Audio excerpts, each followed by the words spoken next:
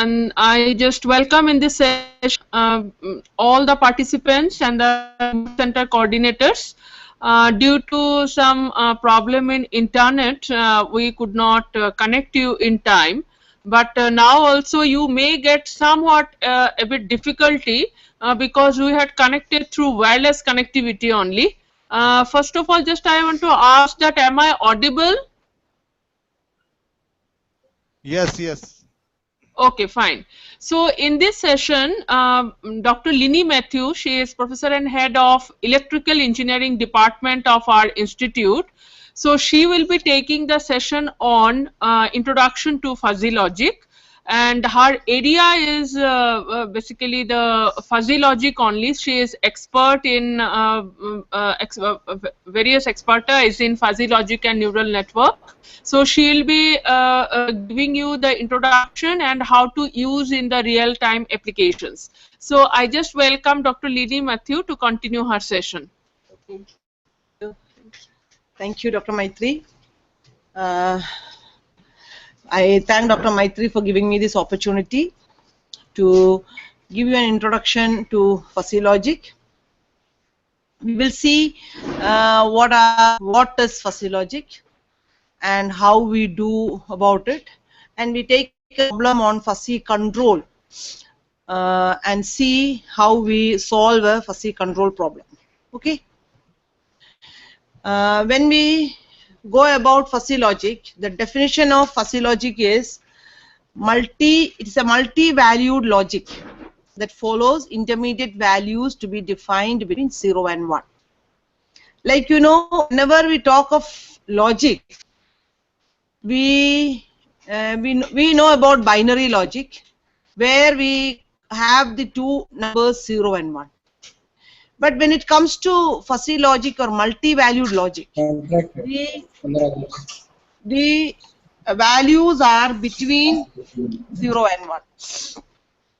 And one more property is that it is based on natural language. It is initiated in 1965 by Lofty Sadeh, Professor Computer Science, University of California, Berkeley. It is conceptually very easy to understand, flexible, tolerant of imprecise data. Now I'll read this all.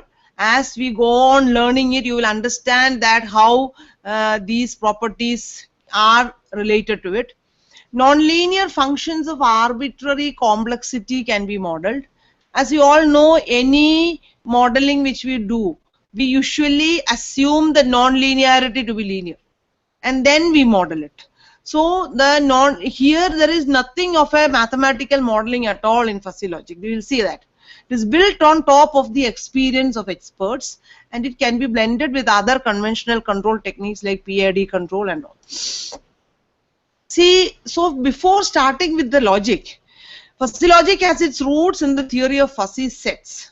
So let me define what a fuzzy set is, and then we will go on to some of the applications of fuzzy set and then into logic. So fuzzy set is a set without a crisp and clearly defined boundary. See, I'll show you an example here. We all know set, and we all know how to draw Venn diagrams, how to represent universe of discourse and set in it. So the first figure which I am showing is there is a crisp set where there is a clear boundary set, and we know that the red balls are members of the set and the blue balls are not members of the set. As we have defined in the previous thing, there is a crisp, clearly defined boundary that includes or excludes any given element.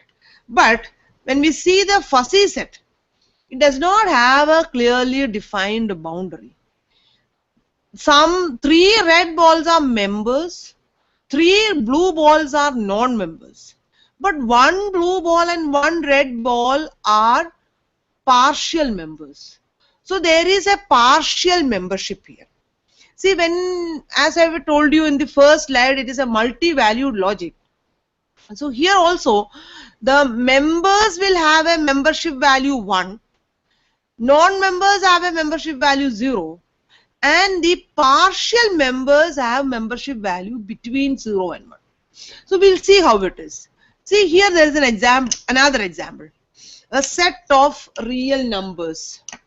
That is the universe, and set of real numbers between 5 and 8 is the set A. It's a classical set. Here you know numbers between 5 to 8 have a membership value 1. The others will have a membership value 0. So we have defined a membership function here which shows the membership values of the members. So the x-axis are the members and the y-axis are the membership values. Okay. Now if we take a fuzzy set, the set of young people. Here there is no clear-cut boundary to define young. Okay, so here some are members, some are non-members, some are partial members. So the partial members have values between 0 and 1. Partial members have values between 0 and 1. This is again another example of a fuzzy set, seasons. And as we all know, there is no clear-cut boundary. We cannot say on June 1 the summer will start. There is no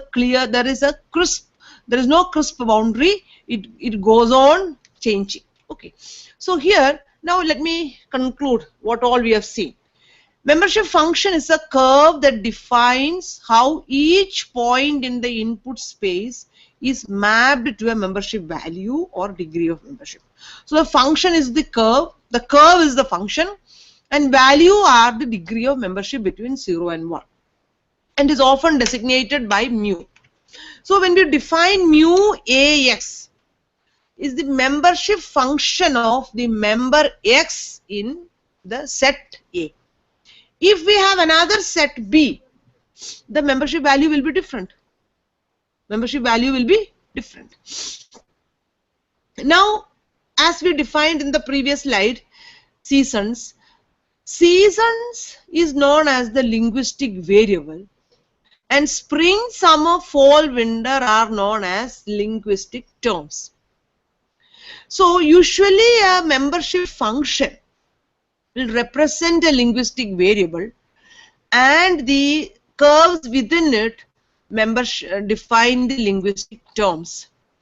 Okay, so each of these linguistic terms is a fuzzy set defined by a corresponding membership function. Okay, so these membership functions are subjective measures of the linguistic terms. What is the meaning of the word linguistic terms? Linguistic means related to the language. So we don't clearly define any values over here. The language terms here. I'm sorry, I'm having a cold. I'm having difficult to voice also, but even then I'll try to do my duty. No problem. There are type membership functions.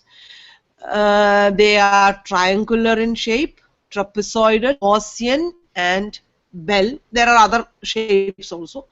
What do you mean by when a triangular the triangular membership function means one member have the highest membership value, some have membership value between 0 and 1, and the other members have membership value 0. Similarly, you can now do trapezoidal also. More than one members have equal highest membership value. Similarly, or generalized. So depending on how the situation is, we can go for a particular type of a membership function. So here again a membership function is defined. The linguistic variable is temperature. Linguistic variable is temperature, and the linguistic terms by which they are defined are cold, cool, nominal, warm, hot. So we are not specifying we are not calling it as a particular temperature. Some temperatures are different on the x-axis, and those temperatures come in different linguistic terms. Now if you really analyze that picture, temperature T2 and T4. A value between T2 and T4 or T2 and T3 can be a member of cool also, can be a member of nominal also. Similarly, so we do a overlapping. The researchers have found out that multiple overlapping membership functions and the entire universe of discourse is very useful when we go for the control problems. As you have different or set operations like intersection, union, negation, fuzzy set can also have these basic operations. But then we do not define the membership values like that. What we do is we calculate a minimum of the membership values to find the intersection, maximum of the membership values to find the union,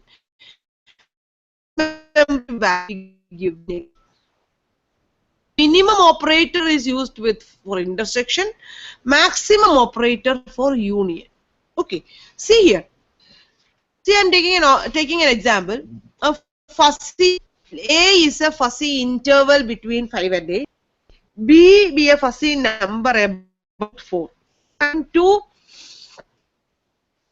fuzzy sets. If I combine these two,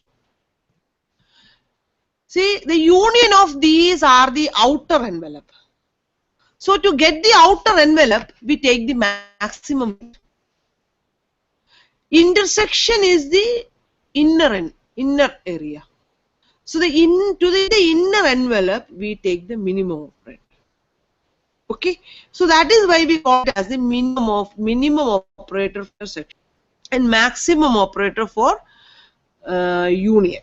Okay, and it will look like negation like this: 1 minus. So 1 minus 0 will become 1, 1 will become 0, any other value will be 1 minus. Okay. See here, this is a mathematical representation of a fuzzy set. A is equal to 1 by 1 plus 0.7 by 10 plus 0.4 by 20. This representation you will get in the book named T.J. Ross, Timothy J. Ross, Industry Engineering Applications of Fuzzy Logic करके एक book है. He represents the fuzzy set in this form, a fuzzy set in this form. There is nothing, he himself writes there is nothing to do with the plus and the division. You are not going to divide and add over here. It is simply a representation which shows that the denominators are the members and numerators are the membership value of those numerators. Some books define it simply with comma also. But here it is very clear which member has what membership value. So 10 has a membership value of 0.7, 20, 0.4, 40, 0, and go on. Similarly, again with the same members, set B has a different membership values. Now, how to get the intersection and union? See, for the intersection, for each of these members, what we do, for each of these members, we take the minimum of this. For 10, we take the minimum. 0.7 and 1, it is 0.7. For 1 and 0.3, it is 0.3. Here, 1 and 0.4, it is 0.4. 0.5 and 0, it is 0. So we write 0.3 by 1, 0.7 by 10, 0.4 by 20, 0 by 40, 0 by 80, 0 by 100. Similarly, when we go for the union, you take the maximum of this. Negation of A, we take 1 minus of it. So this is what we call as the fuzzy set operations. Okay. As you all know, De Morgan's theorem, excluded middle laws, all those theorems which are applicable in classical sets have applications in fuzzy set also. You can go into any book. I told you T.J. Ross. If you refer, you will get the details of it. Then we have called fuzzy relations or crisp relations. So before going into fuzzy relations, let me define what a crisp relation is.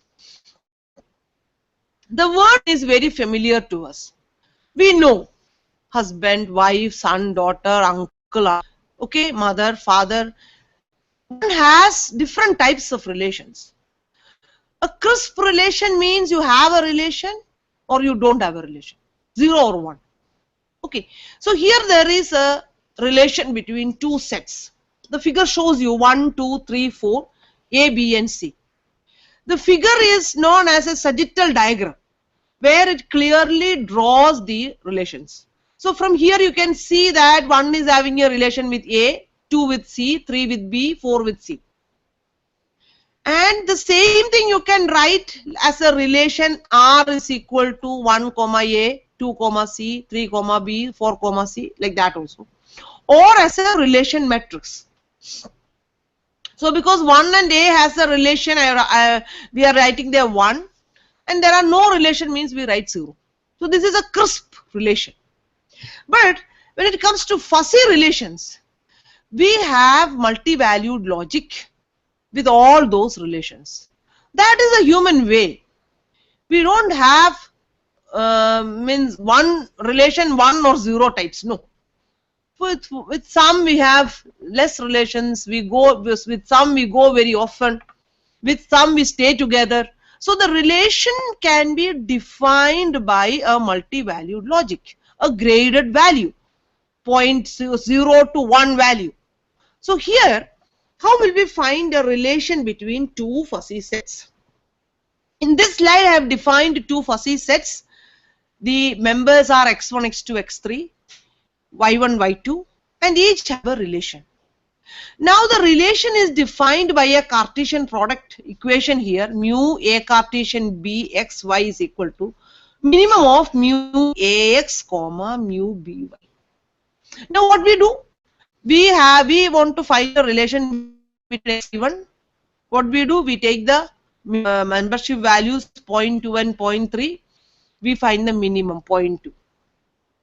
Similarly, x1 and y2, 0.2 and 0.9, it is 0.2. Similarly, x2 and y1, 0.5 and 0.3, we write 0.3. So, examining these, each of these and find the minimum, we found out the matrix, associated matrix which is there, x1, x2, x3, y1, y2 with this relation matrix. With this relation matrix. Okay? Is it clear? Now, we can find relations of various fuzzy sets. Here in this slide you see, the first matrix R shows a relation between x1, x2 and y1, y2. And the second relation matrix S gives the relation between y1, y2 and z1, z2, z3. Okay. Now there are two relation matrices. The relation between x1 and y1 and y1 and z1. x1, x2 to y1, y2. The next is z1, z2, z3. How can we find a relation between x1, x2 to z1, z2, z3? That is through composition. We fuzzy composition. There are different types of compositions. First one is the max-min composition. There can be max product compositions also, min-max also, max-max, min-min. There are various types of compositions which are listed in various papers, literature. But the most common is the max-min composition. Popular is the max-min composition. This is also known as the Mamdani composition. Mamdani because of the scientist named as Mamdani. Now let us see how we do it. See here, I have taken an example of two relations 1, 2, 3, A, B, C, D with some values. Similarly, A, B, C, D to alpha, beta, gamma. Now the sagittal diagram is drawn as shown. 1, 2, 3, A, B, C, D and alpha, beta, gamma. And we have these values also over there. Okay. Now coming to the next slide. How we do the we take the first row of R and the first column of S. Then we compare the values. You find the minimum. So I've written it clearly over there. Minimum of 0.1 and 0.9, 0.2 and 0.2, 0 and 0.8, 1 and 0.4. All those minimum values, minimum of 0.1 and 0.9 is 0.1, 0.2 and 0.2 is 0.2, 0 and 0.8 is 0, 1 and 0.2 is 0.4. And out of these minimum values, we find the max. That is why it is known as max min. See, that is why it is known as a max min. Find the minimum of all the components, then take the maximum of the minimums. Now, this value, we got 0.4, will be the first value of the composition matrix, 0.4. See, first value of the composition matrix, 0.4. Take the second column. Same procedure. Find the second value. Then the third column. Then second row and first column. Like we do matrix multiplication, we do for each of the columns and rows and the columns and get those values. And then we find a relation between 1, 2, 3 and alpha, beta, gamma.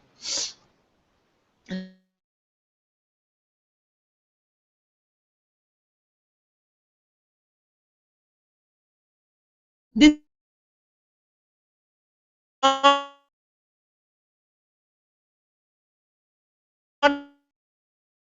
that we find 0.2 and 0.2, find the maximum.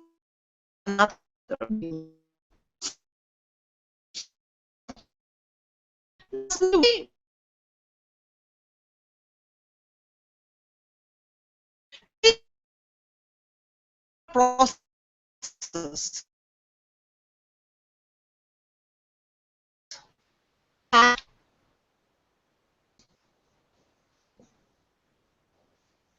As you all know, a chain has links. Imagine there are 3 chains, and these 3 chains are connected together and given a tensile force.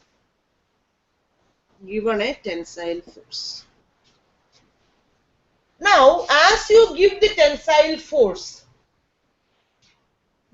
you know that the sustainability of the chain or the system sustains. The system sustains till the links break. So the weak links break. Imagine a link broke. After some time another link broke. Okay. Even then the system sustained.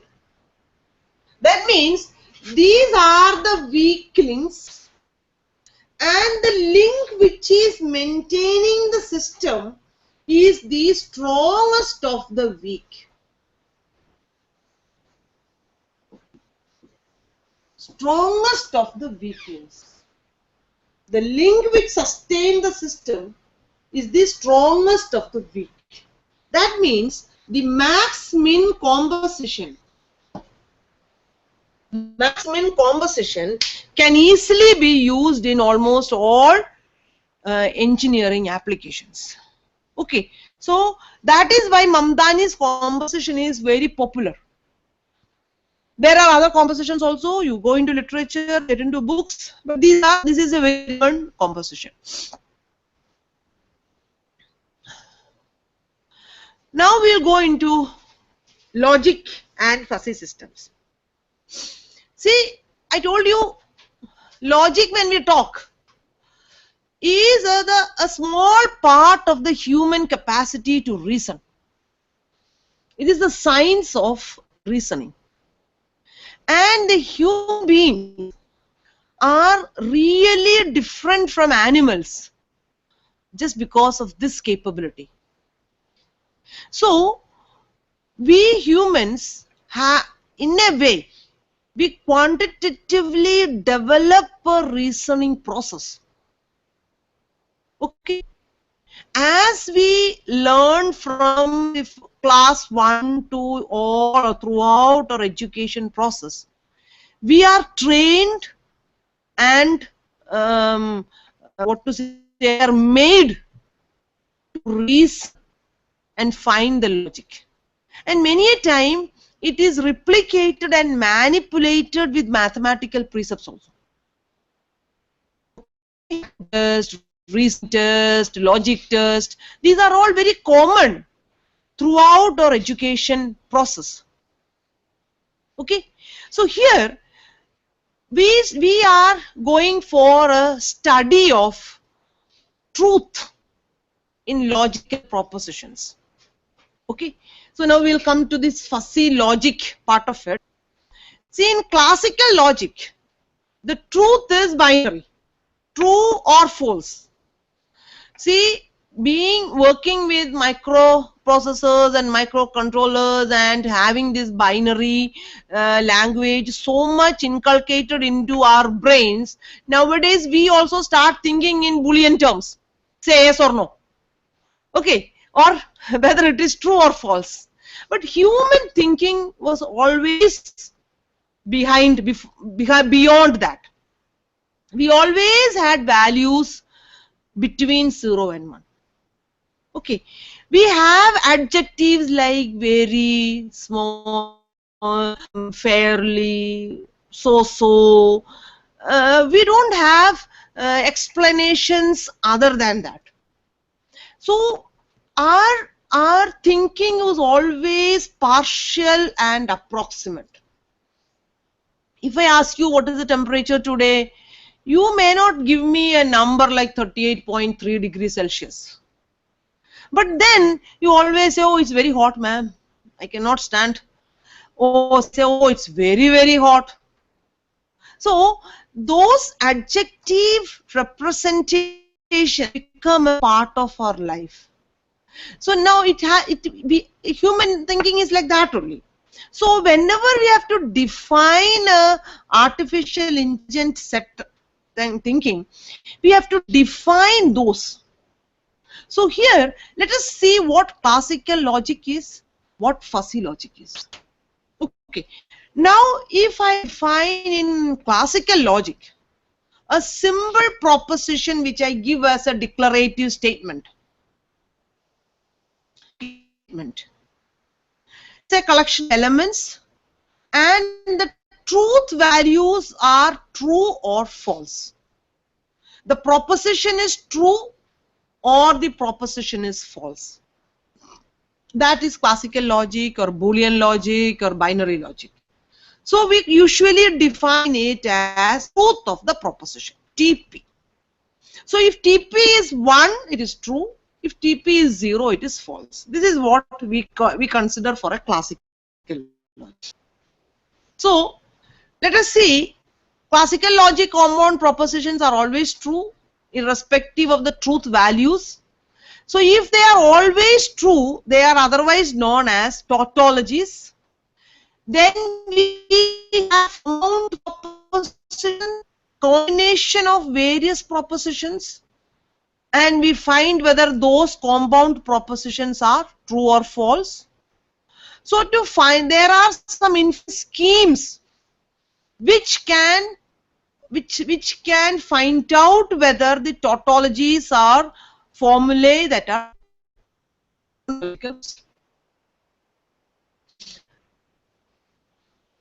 See here also, if U is the universe of all, then T is a mapping of the elements. So small u in these propositions or sets binary quantities. So then these propositions of the same universe can be connected by using these words disjunction, conjunction, negation, implication, and equivalence. So disjunction and conjunction are similar to union and intersection. Equivalence, as you know, but implication is a different story. So I'll explain implication. Okay, so disjunction is maximum of TP and TQ. Conjunction is minimum of TP and TQ. Negation is 1 minus TP. Implication is TP implies Q. Okay, that I'll explain. So equivalence is for TP equal to TQ, it is 1. TP not TQ, it is 0. That is equivalence. Implication I'll explain. See here, the classical form of implication is true for all propositions of P and Q, except for those propositions that are in both the truth set of P and the false set of Q. Okay, now you have a truth set of P and a false set of Q. So both the truth set of P and false set of Q, see here, truth set of P is TPU, false Q is TQ complement. Both of them is the intersection of that, and except for those. So again a common negation. Okay, so true propositions of P and Q except for those propositions, that are in both the truth set of P and the false set of Q. That is the definition. So how will we mathematically imply it? TP intersection TQ complement, intersection is for both value and except for those. So now what will it happen? It will be TP complement union TQ. See here, TP complement union Q, or maximum of TP complement or TQ, or we can call it as it is either not in A or in B. See, if I define that, see here, as a classical set, see here, I have a set A, I have a set B. Okay, not in A is all the area other than A. B is the area of B. So not in A or in B means combination of those. Uske alawa is that white area which it has. Okay, so here it is either not A or B is true. Again, we'll go into more details of it. See, for this, if I take the truth table of this, I have P, I have Q. Even though I have written T1, F, T1 and F0, see 1 and 0 are T and F only. T is 1 and F is 0. It is not T of 1 and F of 0 nahi hai. To find out the negation and upload, we require 1 minus and also I have written 0. F and T का हम कैसे 1 minus find out करेंगे, इसलिए मैंने वो किया हुआ है. So if P is 1, Q is 1, P complement is 0. P union Q will be maximum of 1 and 1, so it is 1. P intersection Q is minimum of 1 and 1, so it is 1. 1 only. What is P implication Q? It is P complement is 0, Q is 1, so maximum of 1 and 0 is 1. Okay, so similarly we can find a truth table of all these propositions. Okay, why I am saying it, I'll tell you now. See, how will we find the truth? See, if the implication of P and Q, suppose the implication operation involves two different universes of discourse. P is a proposition described by set A, set home defined in universe X. Q is a proposition described by B.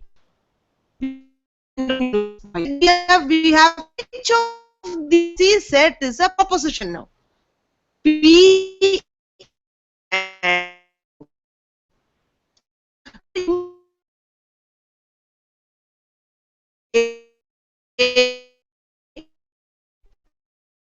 then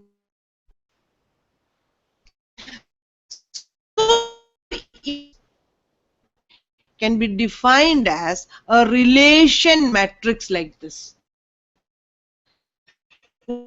Relation and a relation between a complement and the universe of discourse. That's what is given here. See, this A product between A and B union the Cartesian product between a complement and the universe of discourse Y. This can be defined as if A then B. So equation of A is what we say. So any logical proposition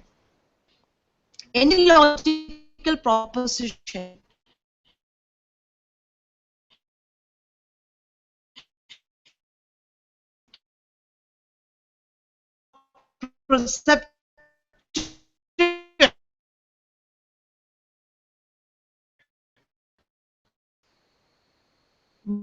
by relation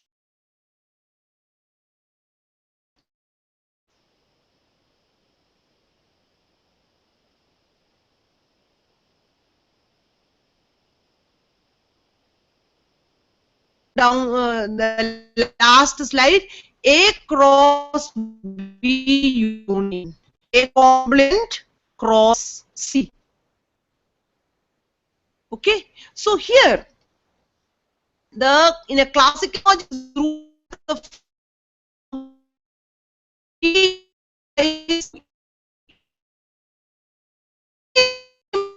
implies Q is implies S is C, because S is C only. Okay, S of Y. Can define this relation as A complement cross C. Now, a linguistic set or a fuzzy problem.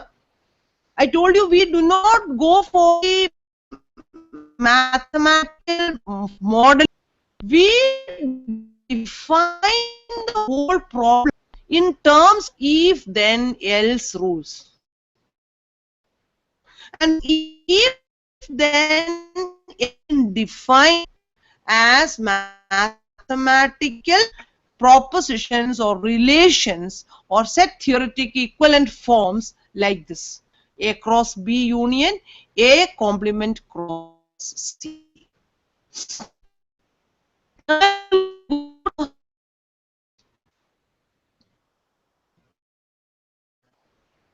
Okay, I'll go to a problem. See here, I've written the problem statement like this. Suppose we are evaluating a new invention to determine its commercial potential. We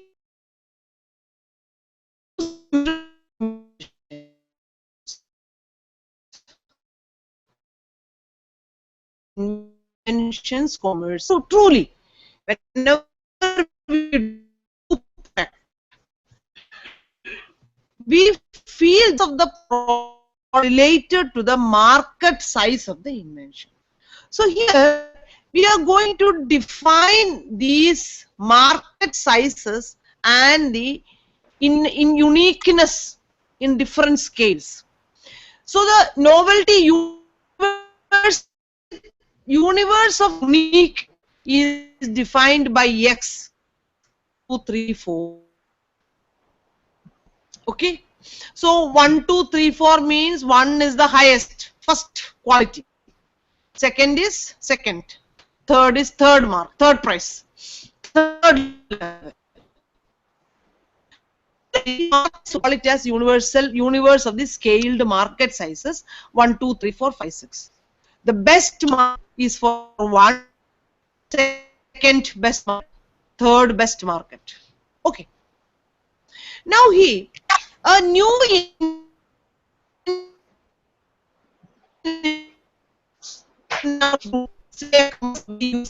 received a source of medium uniqueness defined by set A and medium market size denoted by first. So what is our if the uniqueness is medium, then market will be medium. How will it? If A, then B. So depending on the fuzzy set we make, if the market size is medium, then if the uniqueness is medium, then the market.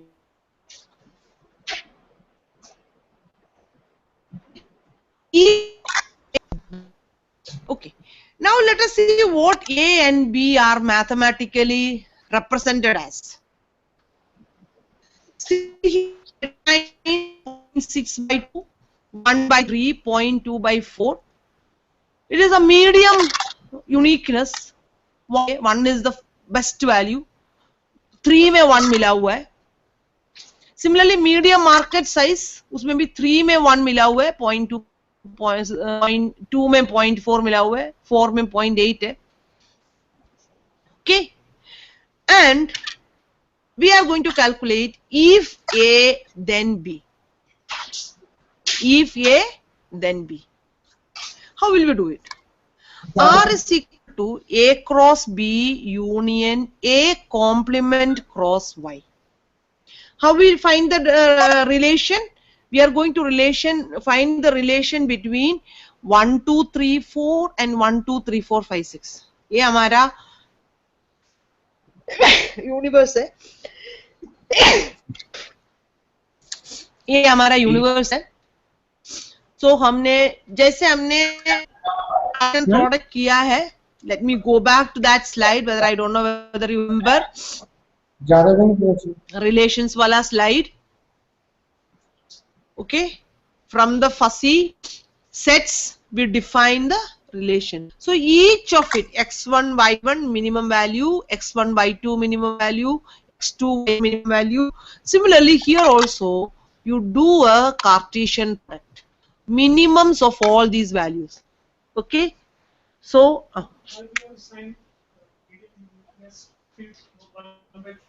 see, I told you best values are 1, 2, 3, 4.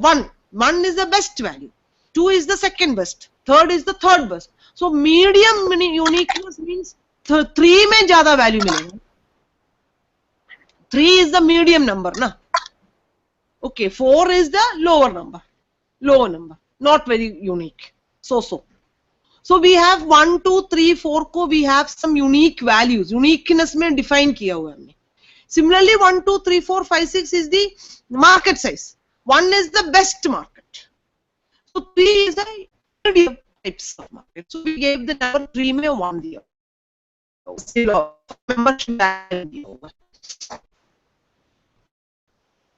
When I give a membership function, I told you membership functions.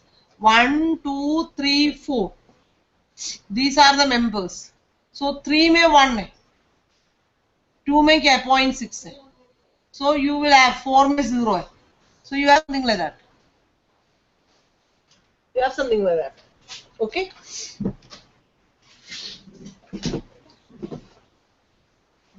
Best market लेते तो 1 by 1 आता है. हाँ, best market लेते तो ये 1 by 1 आता है. 1 by 1 आता है. ऐसे आ जाता है. Okay. So if A then B. If A then B is if invention is medium, if uniqueness is medium, then market size is also medium. So if I give something like that, A then B, how will I find the mathematical equivalent to it? I find a relation matrix like this. So A cross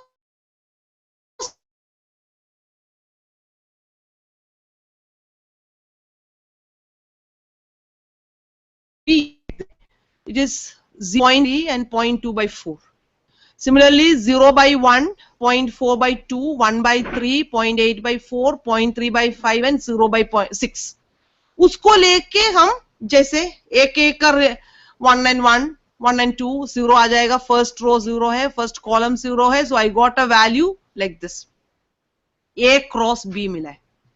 Now A complement क्या है? What is A complement? A complement is 1 by 1, 0.4 by 2, 0 by 3, 0.8 by 4. A complement. What is Y? 1 by 1. Y is the universe.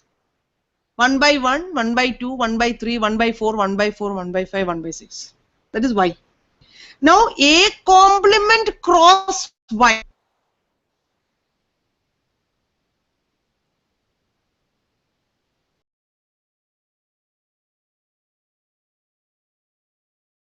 A and Y. Find the union of these two. A cross B or A complement cross Y ka union.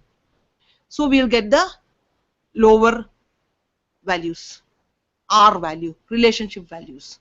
So we'll define that relation, speak if A then B.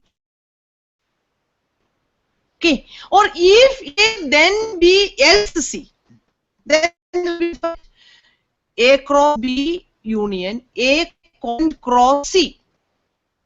Abhi C, what is C? C is a diffuse market size. So say if uniqueness is medium, then if it is not medium, it is again diffuse. उससे भी better market size मिलेगा. Medium भी नहीं है, else it is diffuse, very low. आप देखो कोई भी 1 नहीं है, 0.3 by 1, 0.5 by 2, 0.6 by 3, 0.6, not very clear market size. So, uniqueness medium और best हो तब आपके मीडियम और बेस्ट मार्केट साइज मिलेगा. Otherwise your market size is not a clear market, diffuse market. So that is our proposition now. If A then B else C. Okay, so if A then B else C will find as A cross B union A complement cross C. So we know A cross B हमने पिछले slide में बनाया. A complement cross C is this. A complement हमने बनाया, C भी हमारे पास दिया हुआ है, वो दोनों का रिलेशन ये है और ये दोनों की मैक्सिमम यूनियन फाइंड आउट करने से ये रिलेशन है. Okay,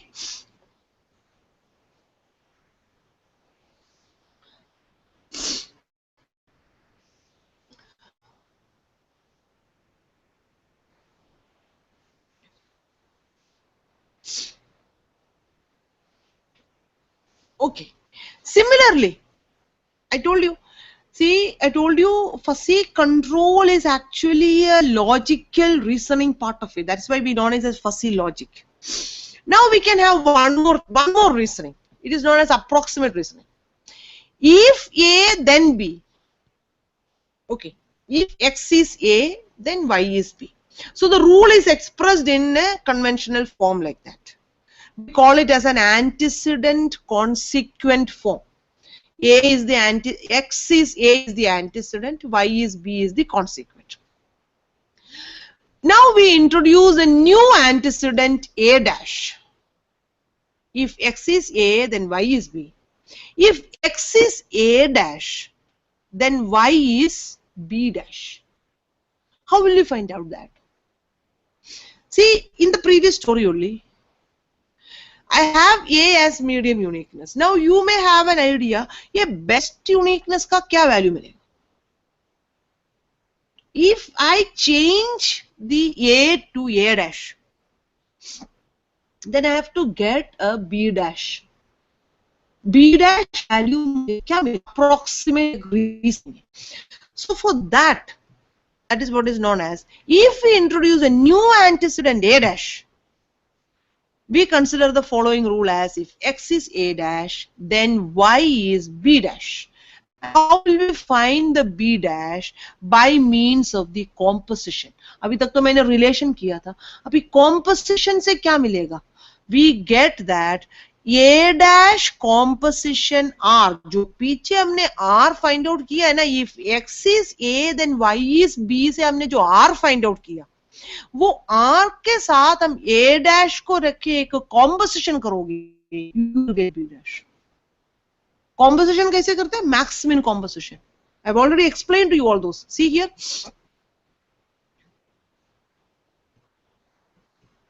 Yeah, this we will do. So that maximum composition. So that we get have a relation between A and B. We have a relation between A and B. What is that? What is the basis of it? If X is A, then Y is B. Now if we change the antecedent to A dash to get B dash, because we have a relation between A and B, we will do a composition with that relation. How do we do the composition? A dash composition B. A dash composition R. A dash composition R. That means we have a relation matrix R. We have values 1, 1, 1, 0, 0.4, 0.3, 0.2, 0, 1, 0.2, 0.1, 0, 0, 0, 0. Imagine, this is R. And A dash is something like 1 by 1 plus 0.8 by 2 plus 0.4 by 3 plus 0.1 by 4. ये हमारा A dash. Now this A dash को हम एक vector form में हम लिखेंगे 1.8Okay. Can happen A dash do better than A or can be not better than A. Yes. So you give another composition. You give another antecedent.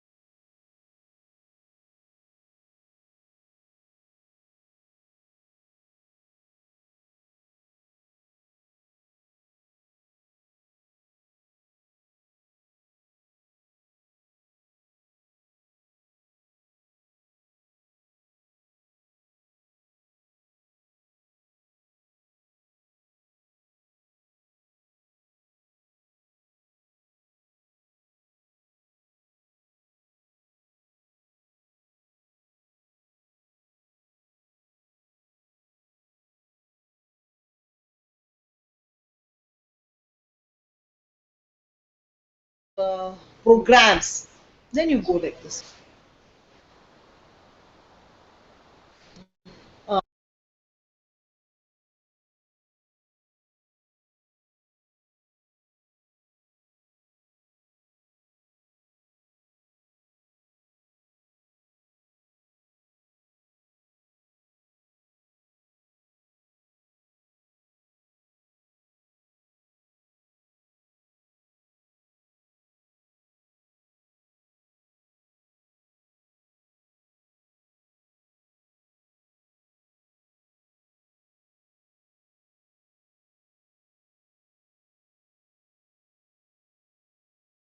Automatically.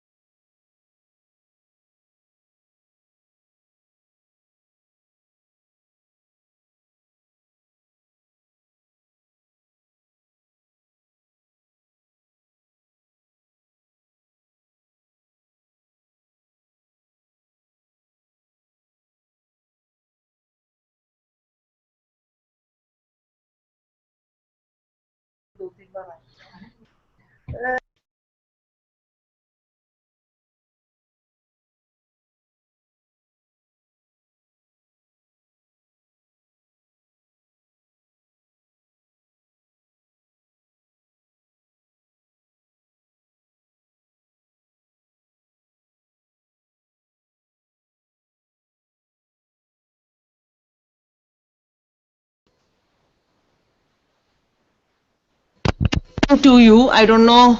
I just wanted to know whether you could hear it. बीच में break हो गया था. From the senders. Hello. Am I audible to all of you? उधर तो कोई बैठा ही नहीं है. I don't know the thing ना. Hello, am I audible to you? Yes, ma'am, you are audible to us. Okay. See, I was explaining approximate reasoning. Could you hear that? In the meantime, there was some breakage. Should I explain it again?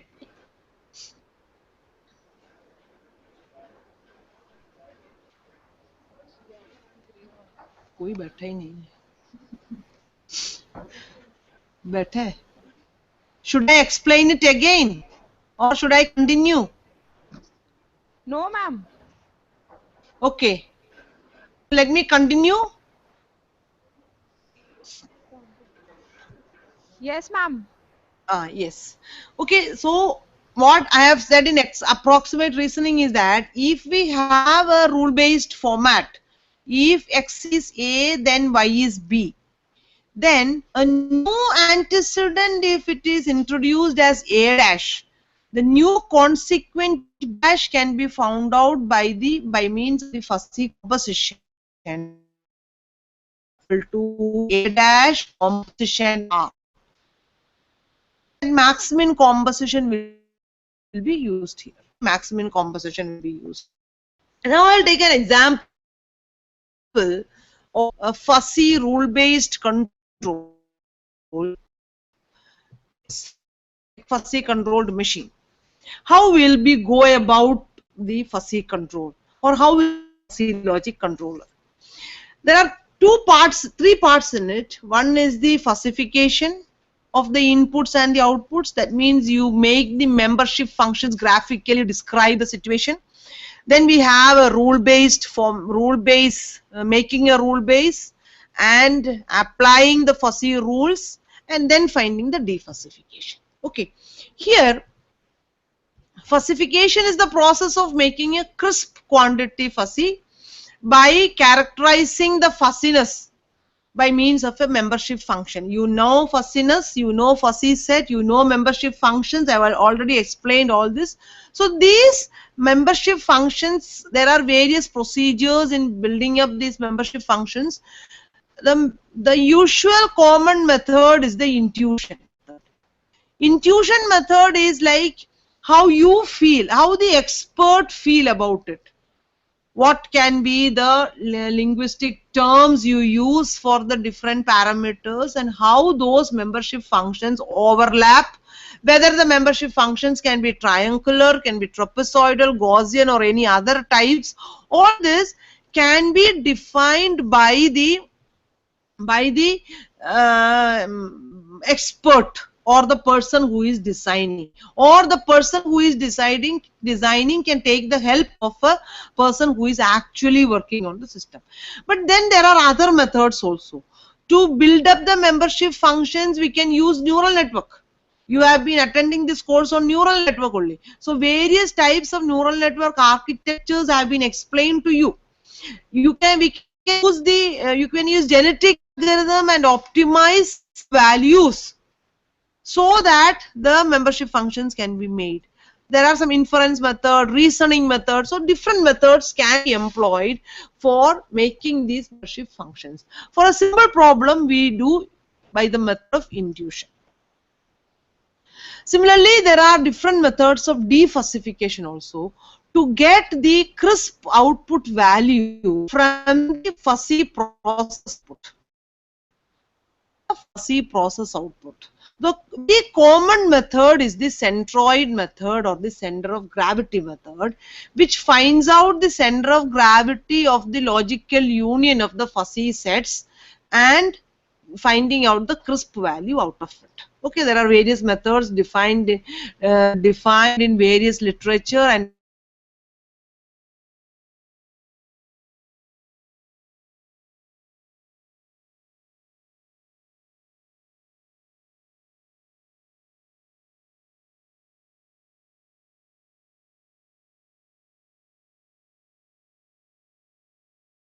platform. So the tendency of the pole is to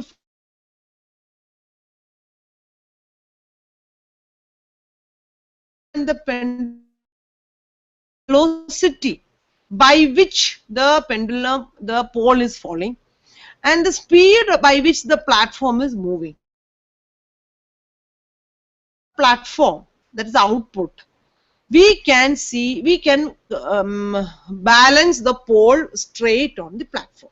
So we have two.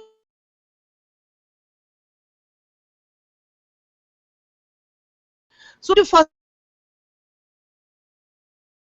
graphical representation of the membership functions. So here I am defining the linguistic variables angle, angular velocity and speed in terms of linguistic terms. So the 0 angle and angular velocity can be defined. So all the three inputs have been fussified and represented in graphical forms like this. Now the next is the rule, making the rule base, defining the rule base. Now see, I have zero, then speed is 0. If angle is 0, angular velocity is no, then speed shall be negative low. Negative low.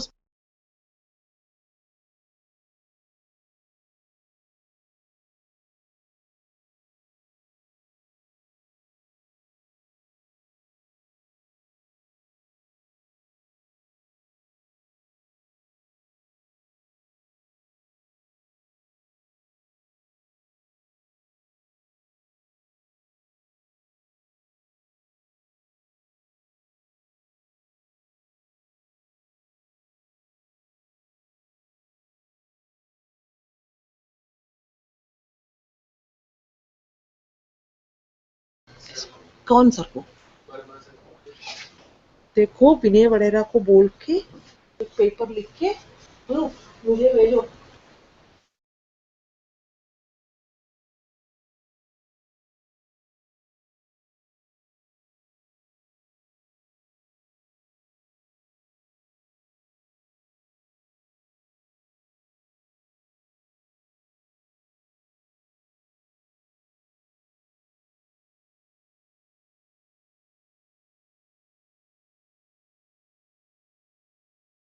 बंद हो जा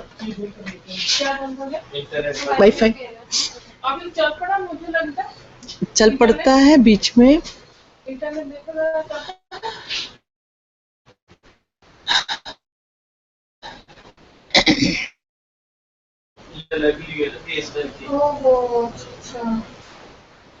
okay, let me continue. So these are the various rules. If ankle is 0, angular velocity is 0, then the speed is 0. So a list of rules have been defined. A list of rules have been defined. And these rules can otherwise be written as a table. So it is not that you have to write the table every time. This is for ease, because you have lots of rules you write and lots of inputs and outputs. Writing it in a tabular form will be easy for you to see how it is done. Okay. Now you have falsified values of inputs and outputs, graphical representation. We have the rules. Now next is the application or the evaluation of the rules. Now for the evaluation of the rule, the first thing we should have are the actual values or crisp values of the inputs. See here, I have an actual angle value and an actual angular velocity value.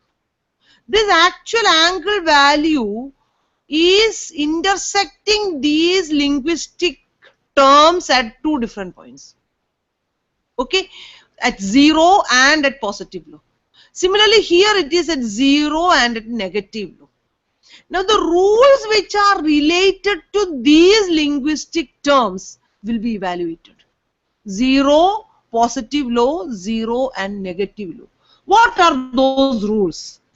The first rule is if the angle is 0, angular velocity is 0, then speed is 0. This is the first rule. अभी देखो ये angle is 0 पे. This is having a point at 0.75. See, actual angle value is having a membership value 0.75. And here, velocity is having a membership value 0.25. 0.4.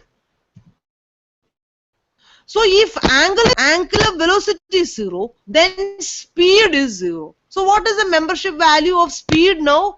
Minimum of 2. 0.75 and 0.4. That's what you have seen. Minimum of 2. So we'll take this membership value as 0.4. This is rule evaluation. We find out using the rules what are the membership values of the speed. This is what we are doing. If A, then B. Reasoning मैंने अभी आपको बोला. If A, then B. So here also there are two values. So we have to take the minimum of those two values. If A and B, then C. So we have to take the minimum of those values. So we are taking 0.4. Now similarly we have three more rules. If angle is 0, angular velocity is negative low, then speed is negative low. When we compare it, we see that it is 0.6. If angle is 0, it's 0.75. Angular velocity is negative low, this is 0.6. So 0.75 and 0.6, it will be 0.6. Next rule is if angle is positive low, angular velocity is 0, then speed is positive low. See here, if angle is positive low, this is 0.25. Okay, angular velocity is 0. So speed is positive low में 0.25. So similarly, we have found out 4 rules, evaluated 4 rules. These 4 rules में से हमें 4 shapes मिला. The logical union of all these 4 shapes. See here, this shape and these 3 shapes. The logical union of these 3 shapes, 4 shapes will give you this black shape. This is the fuzzy output of the speed. जो ये तीनों, ये चारों हमने speed का find out किया. Speed 0, speed negative low, speed positive low and speed 0. The logical union of this will give you this fuzzy output. Now, defuzzification means we apply the rules. So I told you we use the center of gravity method. Now the center of gravity of this shape, this black shape, this is a fuzzy output.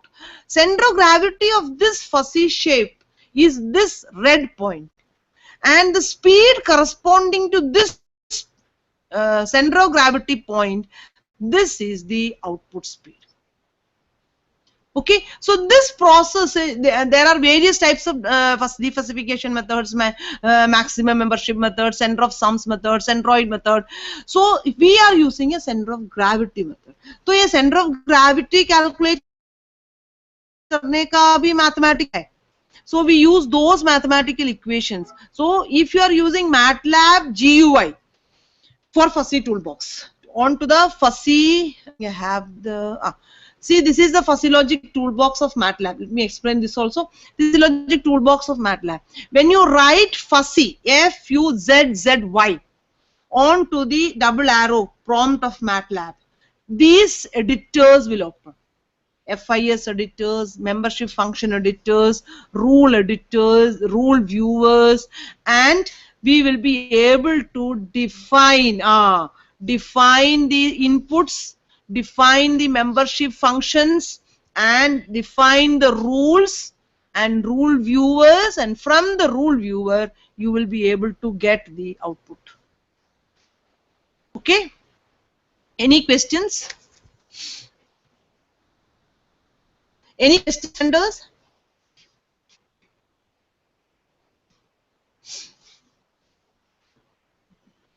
How can we compare the performance of defalsification methods?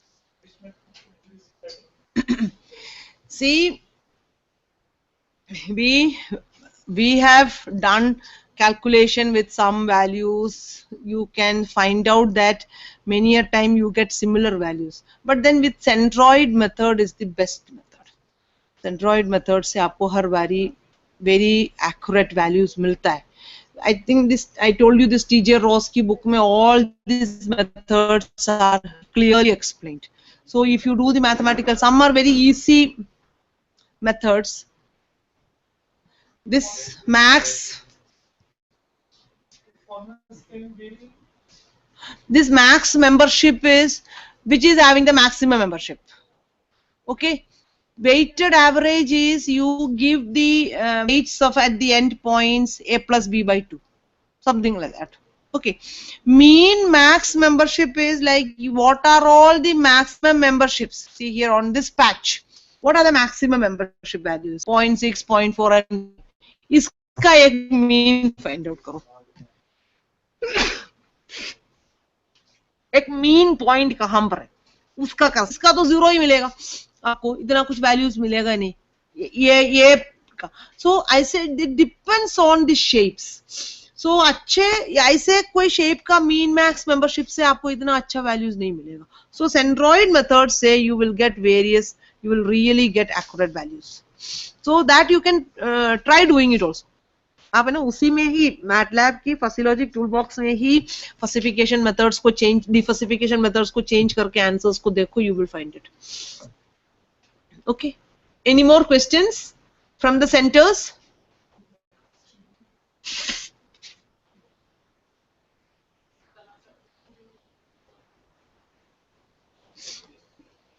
Okay,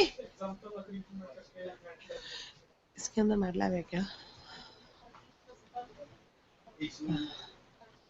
इसके अंदर MATLAB है क्या? नहीं, इसमें नहीं है ma'am. इसमें नहीं है.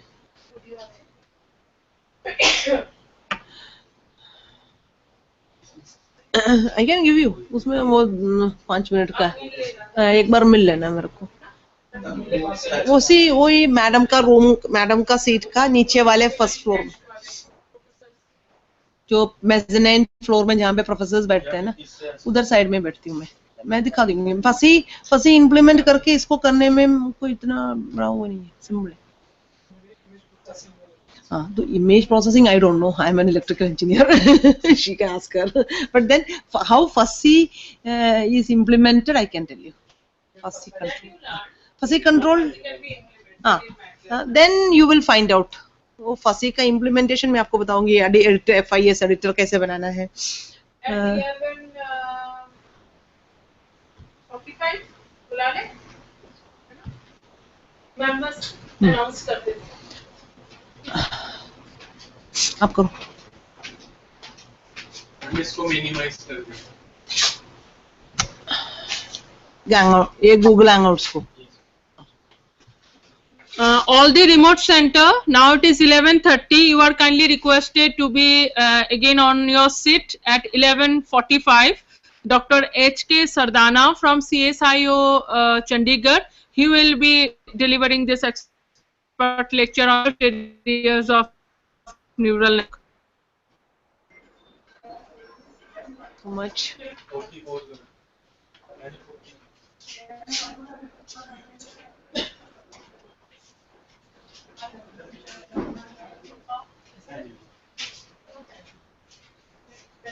एक मिनट उसमें देख.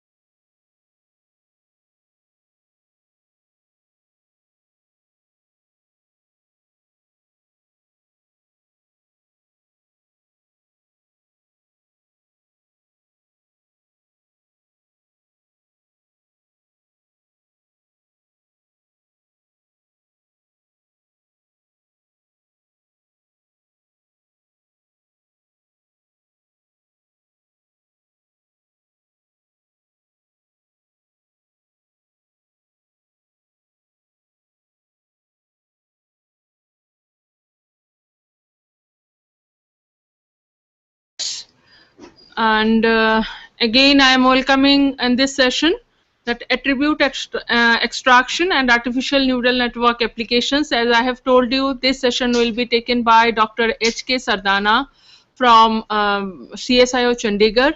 And you must be knowing his name. He is a reputed researcher in this region, and he is doing the various research work in artificial neural network field.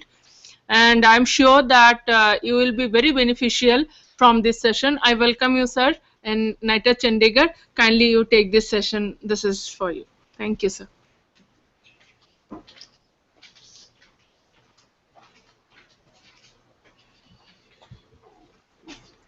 Good morning. Thank you, Dr. Maitri. This presentation is more on applications, if you see the title, and the focus is what should be the inputs to the neural networks, particularly the artificial neural networks. This question arises because the real natural neural networks follow the inputs in a slightly different way, and we would dream to have real networks mimicked in an artificial manner. However, there are some issues that you will see in the course of presentation why we are emphasizing on attributes or specific chosen inputs to the neural networks. So it's like garbage in garbage out kind of system. So we need to be very specifically choosing the inputs. So this presentation is outlined as a bit of introduction that I just started with, and then intelligence, the concepts on intelligence, and then comes the core area, that is whether we should have as many as larger sensory networks as arrays as inputs to neural networks as we have in natural living beings, or we should have attributes, some kind of mathematical abstraction of the inputs wherein we call them as features or attributes. They become the inputs to the neural networks. And then our CSIO's involvement in such instruments, such applications, some case applications and conclusions. Okay, just to give you broadening flavor to the presentation, that this discipline as such is a combination of various disciplines, in a way sub-disciplines, or I can say the presentation can be suited to people from mathematics, computer science, core artificial intelligence, electrical engineering, mechanical engineering and whatnot. So in terms of intelligent systems, as we academically classify them as, are that they carry a lot of or levels of processing. Whether neural networks do all the processing or we have other ways of providing the attributes as this presentation is about, we need to, for academic reasons, we need to consider them as levels of processing. Similar to, you can say, the layers of neural networks, wherein we may have a large number of layers and we may not exactly know all the times what each layer is doing, because many of them are, as you know, labeled as hidden layers. So prior to the neural network approaches, we used to process the inputs from various sensory, physical units. So we call them levels of processing. And also you will see that mathematically we call them statistical approaches of machine intelligence, or we nowadays have non-mathematical fuzzy sets, fuzzy theories, and also training based approaches as neural networks. So you will find that levels of processing are also managed by areas of disciplines, as you can see this whole workshop is about. So more specifically in terms of concepts, we call them either statistical approaches to training and intelligence building, or rule based approaches wherein humans provide the concepts of rules based on some statistical analysis or even personal analysis depending upon the complexity of the system. Or we have neural networks approaches where we just use training, wherein we have examples and we want to make it totally objective. and let the system learn itself from the examples. That is what we call as training based. So broadly, we also classify them as analytical systems which are offline or real systems which are online. So these are, you will see them that various research works might be classified as these.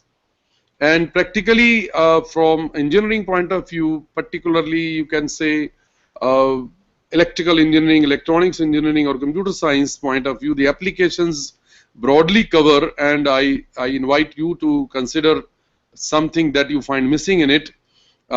Please add to that. But as such, from my side, the broad applications areas are control, inspection, monitoring, prediction, forecasting, recognition, and diagnosis. And the acronym for that has been put as SIMP4. Now, as I mentioned earlier, in terms of levels and classifications of systems, we also have, wherein you also saw offline versus online, the broader speed-wise, classification could be low-speed applications, maybe typically offline applications where speed is not at all the issue. Probably the accuracy is the issue. Say forensic applications or medical applications. Then medium speed applications, again therein we could have some level of speed tolerance, and they could be law enforcement, monitoring, forecasting, security, and in some cases forensics also, and real-time applications wherein speed cannot be compromised. The systems have to provide speed primarily and accuracy as secondary, wherein it could be law enforcement like traffic applications, defense applications, and many industrial applications. Now broadly, if I bring that physical system, wherein you might find where is the neural network in it. So we will just see where it is. So physically we start with sensors as arrays of inputs. Or in fact they may be networks, but whether they are neural networks or they are physically the conventional array-like networks depends on the environment in which they are placed. So for example, you may have cameras to acquire images from the space environment, could be as big as geographical areas of interest, or it could be a smaller industrial application where objects are under inspection, or it could be a medical application where human body and a part of body could be under diagnosis situations. So, or it could be a security border, or an environment where temperatures are varying. So, or visually need to navigate a particular environment for a robotic-like situations. So this shows where, like humans, we are working in all kinds of environment. So this primarily captures the environment, and that is where we call sensors become the primary elements for intelligence. So intelligence has sense in it, and that is where the importance of sensors does come in. Now the issue is, do we have sensory neural networks right in the layers, like humans have skin as sensory layer, we have nose as sensors for smell, we have tongue as sensors, and they become integral part of the neural network first layer, which we call sensory layer in general, that input layer you are familiar with. Now whether we follow that approach or we follow a bit of conventional and try to do some mathematical processing, usually available processing environment is silicon. So maybe we could do that on a silicon processors using the conventional materials, the conventional devices for speed purposes, or we could use very general purpose computers wherein speed might not be an issue. So we will follow a little bit of oldish approach and try to extract attributes. So you will see the central block in this diagram is what we are talking about, the attributes as inputs to the intelligent system. Now the intelligent system, further the third block could be, as I just mentioned in the last slide, this could be a very conventional statistical approach, could be a relatively mature rule-based with fuzzy logic approach to modernize it further, or it could be a training-based approach like animals and humans. We mimic the neural networks wherein examples of learning could help us build the system. So that is where you see this block instead of human or animal or living being like single all layers of neural networks kind of system. Instead of that, we have a kind of separately input layer as physical, conventional. Unlike the neural input layer, we have that processed through conventional processors, offline or online kind of hardwares, and then following the neural network at a later third stage. Or it could be even non-neural network, as you saw in other learning of rule-based or statistical or fuzzy logic-based systems are concerned. So we will take the training-based approach in this presentation where neural nets are used, and of course the purpose is not to compromise and provide human-like decision making, wherein, as I mentioned, the applications could be control, inspection, monitoring, prediction, forecasting, recognition, or diagnosis, or any other that you would like to suggest in the similar way. Now, as I already mentioned, that processing for such inputs could be through host processors or some real-time processing boards or materials or components. So depending upon how fast you need to process, as I mentioned, the speed-wise applications, accordingly you choose the processing environment. Now, earlier we mentioned about levels of processing. Classically, we define them as low level, medium level, and high level, primarily to give you low level as pre-processing, time domain or frequency domain. So that is where the classical mathematical transformation approaches provide us to decide what is the area of interest, what is the time band of interest, what is the frequency band of interest in the raw level signals that we acquire from various sensors. So in terms of image processing, we call it segmentation, wherein we choose the area of interest. So our system at the even first layer itself should be able to detect and localize what band of interest in terms of frequencies, or what area of interest in terms of space, or what timing of interest in terms of temporal signals. So basically it reduces the amount of processing required. So we do that low level processing, and the outcome of that is to provide inputs to the next layer, that is levels, as we call classically medium level. That is where we try to use that reduced data inputs to attributes extraction. So you will see that more or less what we are doing is a data reduction approach. We start with a larger layer of input sensors, and then we try to cut short it to the area of interest, and then try to find what level of intelligence we could extract from those inputs. So that is where the attributes and the core of this lecture comes in. Now these mathematical approaches they could transform the signals to some other domains, and further the features could be very local in some situations, whether they are temporal or spatial, or as I said, they could be global for Fourier or wavelet or any other kind of transformational features. They could have some statistics they are drawn from the data that is such acquired. They could be structural, again, which is generally local, and they could be automatically extracted through total mathematical approaches, or they could be semi-automatic, wherein humans provide some inputs, particularly in terms of medical and forensic situations, where we allow humans to provide their level of intelligence. Now you can see the advantage of such systems, that particularly the interactive ones, is that it provides a feel of involvement of humans into the system, and that is where we let the system not go wrong beyond the acceptability levels to the experts at many situations, at many levels. That is where you can imagine the neural networks could be benefited if such attributes are automatically extracted in terms of speed, or manually interactively extracted wherein accuracies is the prime issue. Now high level matching or classification is where we provide the neural network. So in a way you might find that presently, for this particular presentation today or lecture material that we are sharing, the attributes provide the low to medium level transitions, and then in fact the neural networks are primarily used for high level classification or matching, or the applications that we just mentioned. That is where we can save a lot of architecture of neural network and learn the prime advantages of neural networks.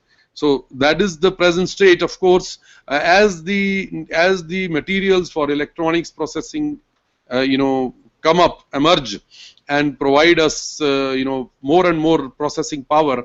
And then we might even transit to medium to lower level processing also, similar to the human beings architecture, that we have the body and the mind, how they are fused to provide you intelligence. So in a way, for us, the block for neural network applications that we would consider is more like what you are familiar with, except that we now have attributes as inputs, which is primarily the high level of processing that I just mentioned from the last slide. And then we say we will have some classes, some states, some recognition, some patterns, wherein we could attribute them as the intelligent outputs. So that is a kind of general block diagram for the application that I would be considering. Now, there are advantages of ANN that probably is not necessarily the topic for today's or at least my presentation, but for a kind of revision, you might recall that they have adaptive learning. They can organize themselves. Once they are trained, they can provide real-time operation, and also their architecture provides some kind of redundancy. The intelligence is distributed over the processors, or particularly the layers of neurons, in a way so they are quite fault tolerant. So even if a part of neural network is not in fully operation, the overall system doesn't fail miserably, or it has a degradation which is very graceful. So there are limitations, particularly the limitations are that despite being parallelism as the prime quality, the machines that we are using at the moment might follow a sequential approach, because as long as humans keep training those neural networks, humans are particularly more comfortable in sequential machines. They think in terms of line by line coding, and whole system programming as such is done by humans, unless it is fully automated, even to the level of coding. So you will find that there is some, you can say, issues involved with humans' way of training the neural networks, despite neural network being totally parallel. Now, also limitation comes from their architecture is that they are more like black boxes. Most of the times they cannot explain the reasons or how the decisions were taken, and that is where the term called hidden layers. So what happens in the hidden layers is many times not visible to you. Now, the examples for the natural biosensor arrays are well known, as I mentioned earlier. Also, the human or animals exhibit the intelligence in a very different way, in a totally parallel, not just higher level of matching, but right from the sensory level. That is lowest level of nose sensory layers, neurons. We have tongue as sensors. Again, we have neurons. There at the sensory level, we have eye, we have a retina, and we have a straight optic nerve connecting to the brain. Similarly, whole skin has the sensory neurons. So, and not only that, we have a combination of these sensors. Generally, we don't talk about ear as inputs, because we don't follow ear as a lot of number of array as inputs to the speech or the audible inputs. So we consider these four sensors as a kind of huge sensory inputs, which are actually the first layer of neural networks, the way you are taught about neural networks. Not only that, as I mentioned, it could have even a combination. You might be eating something and smelling something and even visualizing something and even touching something at the same time. So particularly when you are eating, you imagine how your sensory layer inputs go to the brain and you enjoy the food. And similarly, when you do activities in the environment, you have a lot of sensory inputs, which is a combination of sensors. So the human intelligence has no limits. It is not just one sensory input we consider a number of sensors together, and we are very comfortable, we are very used to using these sensory inputs, and we are trained by birth to follow these and even exhibit our expertise and competencies. Now, if I consider the same approach as humans, that would mean we will have arrays as inputs. We will have maybe many of you will boast of having something like 10 megapixel camera in your mobile phone. Now imagine, what does it do? It is just a 10 megapixel sensor available to acquire image, but doesn't do anything after that. You might find some some applications providing you, face or any kind of autofocus, face recognition, or some gimmicks are available in many applications, but largely you will see that these are generally meant for storage and forwarding, or generally or largely for human consumption for entertainment. They are not meant for scientific applications. So that is where neural networks are not coming up unless you find a 10 megapixel camera providing you a 10 mega kind of input layer for a neural network. And now imagine, would you have a neural network with 10 mega pixels as input layer, and how many layers we will have as hidden layers, and how will you manage the output for, say, recognition of objects, the way you are able to see the whole environment. So you can imagine such a architecture is largely missing, though there are efforts, and the efforts are continued to provide intelligence more and more at the silicon or germanium or other semiconductor processing material level. But largely we are coming to general and other processors wherein we hold them, store them, particularly if the data layers are high, particularly the resolutions are high. So imagine if that were the situation, what would be the advantages? The advantages, of course, could be more like humans, close to humans. You would have a lot of power of processing right at the sensory layer level, and you would have, but mind it, you need to have, imagine how many layers you would need to have as disadvantage. And also the complexity of such a system. How much of crosstalk would occur in such a situation wherein you have not just the camera or any sensory layer as neural network input, but then many other layers will continue to converge even with the similar level of complexity. So while there are advantages of closeness to the natural level of machines, or rather natural level of beings, human beings or living beings like intelligence, we might have the engineering challenges that we are unable to do right now. So that is where the consideration of arrays as inputs would be. Now such a system could be similar to the human beings like this, wherein you could have a whole image input as the input layer, and then next layer could be some processing. We are just showing the way we do at the moment image processing, showing some kind of extraction of boundaries and curvatures and contours, as you can see in the second layer. But in this case, mind it need not be the second layer. These results of this processing might come after a number of layers. So that is where a cellular level neural network could be. Now some physical systems do have, if not 10 megapixel, some few thousand silicon photodiodes are available, which become part of the silicon retina array as inputs, and then you have further real-time neural network systems. So there are some studies, and mind it, this is a few years old study. There may be more studies to increase these number of sensory inputs. So well, research is still on in terms of arrays as input. Now again, for nose-like situations, we might have a smaller number. Again, this number is smaller. It could be hundreds of electrochemical sensors which would sense the vapors to provide intelligence in terms of smell. So you might have orders as the outputs of the classification of vapors.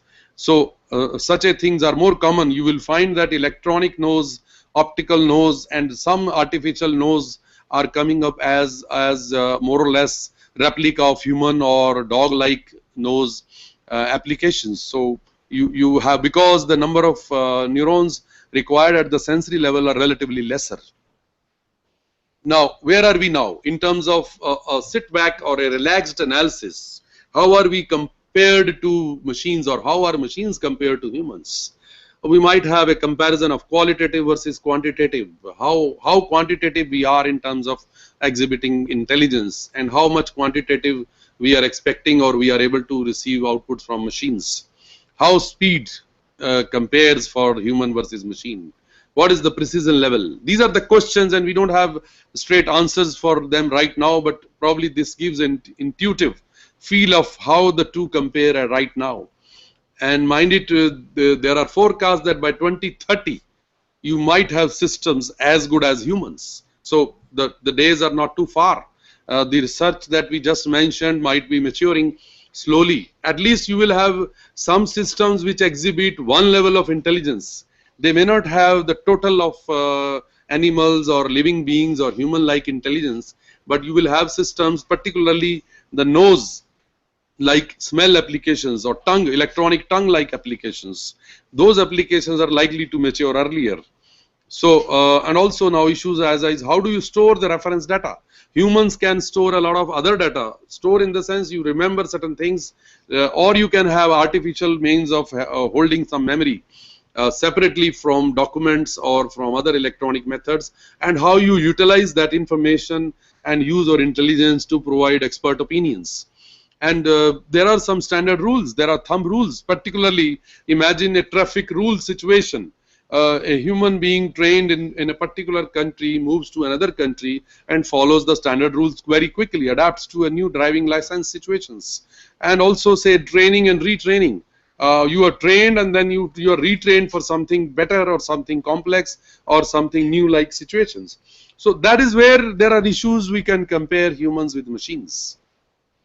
Now, let me take few applications, three of them lined up for you, how such practical cases are handled and what could be the way to use neural networks in real applications. So first of that we have snow prediction. While many of these applications may sound new to you, but as we progress in other slides, I'll be able to give you a bit more of information. So that is from physical environment forecasting application, wherein we could predict and forecast the snow levels in a Kargil-like situation. It's a strategic area-wise applications wherein we could forecast snow levels of snow actually. Then condition monitoring of power plants using again some attributes of Fourier domain.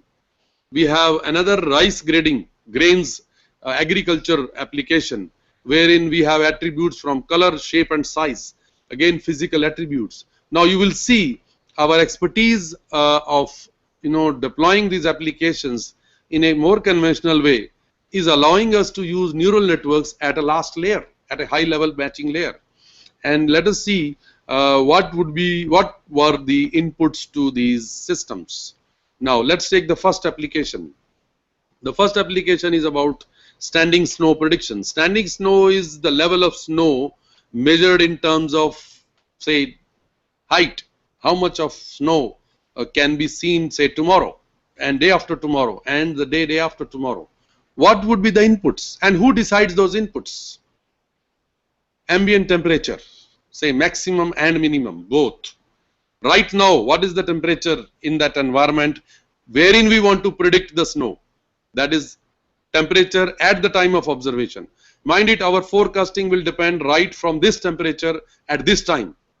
And from there, from now onward, we could say predict, say next day's standing snow and maybe next day's further and further. What is the snow temperature right now? What is the atmosphere pressure right now? What is the relative humidity at this moment? What is the snowfall amount today? What happened today? What is the standing snow right now? Now, what does it mean? That means we are starting from now.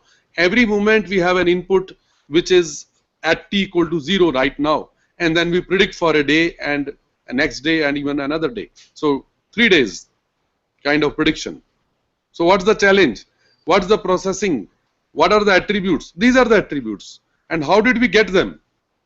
We got from the experience of people who are already using these systems, and they had mathematical models to predict these results. So it is always wise to apply these attributes as inputs. Now this case is given to you as a simple case because not any processing is required. These are directly the human acquired sensor or instrumented data wherein they have to make measurements. You might even have automated measurements again and might do a little bit of statistical processing, say for ambient temperature, and provide a maximum and minimum temperature as inputs. Most of these could be even automated using instruments. However, the neural net is ready only at a later stage. Now, for outputs as such, for such a neural net like application would be snow or no snow, day and amount of snow. So whether it is zero output for snow or no snow, that is one. And also that is, it will predict whether there will be snow tomorrow or not, and also amount of snowfall for 3 days in advance, and how, what is the level. Again, these are not quantitative minded. We mentioned about quantitative versus qualitative. Since we said neural networks will classify, and in many cases they can do even quantify to mathematical levels of predictions if the models are well known. However, in this case, the acceptable accuracy from the user side is A, very light snowfall, say less than 12 centimeter. B, light snowfall, say from 12.1 to 35. These could be settled by the user as you accept them as outputs for your training system, neural network system. But as you see in this case, C is moderate and D is heavy. So in a way, we have just made them into 4 classes. If you wish to do it, you might even jump to say, oh no, I will give you 10 grades of snowfall, probably 12 to 65 centimeter divided into 10 grades. Fine. But as such, user is happy with only 4 because that is what they are used to at the moment. You could like to improve that, of course. Now, what does it show? It shows standing snow prediction. Now, what did we do? How did we do? How to do such an application? How will you train such a system? How will the neural network know how to learn for the future? Simply, what we did, we took 1 year's data backward. Okay. So what did we do? We trained the system for the last 1 year. Last 1 year means we had, instead of predicting, we first went as historical data. So there is a standing snow data available from the last 1 year. You could go back. This is a small model, but one can go back to number of years. 1 year may not be sufficient to predict, results for next 5 years. So if you want to predict for next 5 years, better go back for 5 years at least. So in this case, it is just a small effort, but just to tell you that standing snow, is one, and then there is a desired standing snow. Desired is what the system is actually looking towards getting trained. So as the output of neural network, improves over training, as you know, the training approaches, back propagation and many others. So we tried to do that for a number of weeks. Actually, you can see these are number of weeks data. So it's a more than a year kind of data. And as you see, the training goes further. At some stage, there are deviations from the blue and red, which is where blue is the desired output and red is the actual output of the neural network. So neural network is mimicking a graph like that, wherein it is trying to match the output. That was the snow prediction. And in a way, now what are the lessons from this? What are the lessons? Basically, first is that physical attributes were man-made, in a way manually collected in this case, and the data was available. And I must appreciate it is Snow Avalanche Studies Establishment or DRDO laboratory, which has years of such data available. They collect this religiously, and that this data is available. So for such a system, obviously it would be appropriate to use that data as attributes to the neural network. Though it is not seeking a kind of total automation that way, but these data is available offline. And tomorrow, if you want to have measurements automated through instruments, one could apply the same inputs to the neural network straight away and keep forecasting the snow. So in this case, if you see, the last output layer shows standing snow, as in this case number of neurons is just a block, but what we decided was the 4 levels of A, B, C, D as the standing snow. Now you can imagine we have made the environment, particularly the snow environment, into the 4 categories that we wish to be aware of. So in a way, neural networks are providing the classification of the current state to the future state, how the environment is changing from the current state to the future states in terms of A, B, C, D, 4 categories of standing snow. I mean, whether you appreciate this or not, but it shows how human beings were expecting such results, and in fact in this case even human beings were not able to do this job. They were done by some mathematical models and other systems, but they were demanding that requirement, that they wanted to predict something. And the physical attributes were already available because of the long-standing experience, and those inputs were straightway used, and in a way we have replicated through neural network a model that they were using which were more complex. Now, so with that as one class, application, let me move on to another application, for particularly from electrical engineering power generation point of view. If you are familiar with how do the power generation, particularly the thermal power generation, requires intelligence. What do we need? What do we do there? So what requires here is a bit of what we call knowledge engineering. If you wish to do neural network applications, you need to be aware of the particular environment in which they are to be placed. So in this case, if it is a power plant, we need to be aware how are the power plants working right now, and what are the means of monitoring their condition. Now, condition monitoring, by the way, if you are not aware, is the way the health of the machine is maintained, or rather observed and even predicted for next few months or years. So the idea is to know what is the present health of such a machine, such a big rotating machine which has critical parts. If at all any devastation occurs, if any failure occurs, you will imagine such a power plant can affect a lot of population nearby. So this was done at Ropar thermal power plant, and particularly the pulse of these power plant machinery is accelerometers.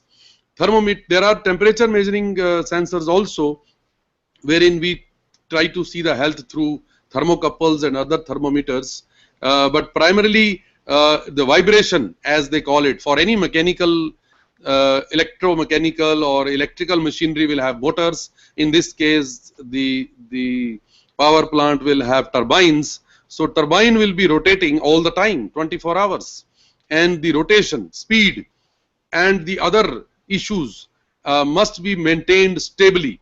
So there are continuously monitoring the accelerometer based vibration, and also there are other things like wear particle. For an engine like car and aircraft or any other vehicle, you also monitor the oil, the engine oil.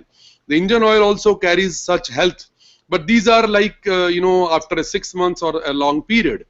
So that is where continuous, even motor current signature, for electrical engineers who are aware, the motor loading current, which is called current signature, is also used as the health of a particular motor. So motor or generator or any rotating machinery like engine will have varied kind of sensors or measurements, and accordingly they maintain the health of such a machinery. So for a turbine situation which is always rotating and is supposed to work for years and years, and during the working itself you need to monitor its health. That means we cannot stop the machine to monitor its health. So therefore the accelerometer and other sensors are placed continuously monitoring, for continuously measuring the signals, say for example vibration signal from such a sensor. Now this sensor shows more like an ECG or any vibration levels at various locations, and these locations are also very judicially chosen. The manufacturer, particularly say Bharat Heavy Electrical Limiteds, they know, or those who are designing and manufacturing such turbines will know where to place these sensors. Similar to the doctors knowing how to acquire an ECG for a person. So that is the kind of processing required. Now that is at a sensor level. Now what do we do after that? What do we do? How do we find the health from such a complex signal available from not just one sensor? A number of such sensors are placed at various critical locations. Now, first thing is, what do we do with this as a processing or as attributes? As I mentioned, the speed of such a turbine, as you know, 50 Hertz frequency is available to us. So a fixed RPM, that is revolution per minute, say 3000, has to be maintained all the time. Now, if there are any variations due to mechanical cracks or any likelihood of a crack or any material defect or any vibration that is resonantly affecting the overall machinery at various junction levels, might create a variation in the frequency pattern because of that the speed of the turbine itself might be varying. The loads are varying on the power plant. So imagine, though we are expecting a very stable 3000 RPM like situation to provide you 50 Hertz frequency, you don't find the electrical power giving you perfect 50 Hertz and even the levels of 230 volt power availability. So the quality of power is also directly coming from the health of the machinery, but that's too far where the consumers are not getting the power that is required levels of quality. Before that, we need to monitor the health. That is what this project was. And now vibration signals could have Fourier domain analysis, like you can see this. Now what are we doing? We had a Fourier transform of these signals at each point locations. So in a way, now imagine the attributes are extracted online from each such sensor. So we have a digital acquisition of such vibration signals. We have a Fourier spectrum of these signals available. Now that's not all. From the Fourier spectrum, we need to find further attributes. What could be those attributes? From the design and the manufacturing inputs available, we could have a lot of data. We could have amplitude and frequency based attributes as such from the signals that we just mentioned, but what could be those attributes? They could be in terms of amplitude and frequency both. We could have allowable limits given by the manufacturer that the levels of such vibration could be this much, the frequencies of these amplitudes would be this much within the limits. So there are allowable limits. Simply you can see the way we want to have the machine health classified. We have these levels already classified by the manufacturer. The manufacturer has told that location, said there were 12 locations for such sensors, and every location will give such is the level of magnitude allowed for operational, normal operation. Then there's the next level of operation, that is tolerable limit. You could call them as severity of level 1, 2, 3, 4. Here they are allowable, tolerable, unacceptable and dangerous limits. So both in terms of amplitude and frequency of these vibrations, particularly the peaks, and we had even more than peaks, we had further harmonics of these peaks available through Fourier spectrum limits. So we could experiment with more and more data that was available through Fourier spectrum. The manufacturers provide only certain levels of primary, the basic frequencies, that is the peak frequencies available in terms of the vibration signals that are acquired at those locations. So these were the 4 levels of attributes, each in terms of amplitude and frequency. Then statistically we could add more. We could have peak values. Not only these limits were given, these limits are quantified as values. So anything above or below could be considered as a logic level. But you could have actually these values as numeric inputs to the neural networks. So further statistical attributes could be peak of those values, RMS of those values, or any other statistical attributes that we could extract from these. So basically the idea was, based on these vibration Fourier spectrum, some of the rules were available to us which gave us what must be the attributes for such a neural network like applications. But in addition we could go more because we had the whole Fourier spectrum available. So based on these put together, this system would have these attributes, particularly all Fourier attributes in terms of actual attribute, that is peak frequency value, peak amplitude value, first harmonic, second harmonic, third harmonic, for say all the 12 or a number of locations that you have chosen. So you will have about 30 to 40 such attributes wherein we could have all Fourier descriptors.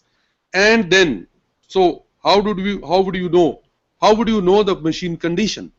Again, as I mentioned, for the snow avalanches, snow prediction situation, we need to monitor this for years and years.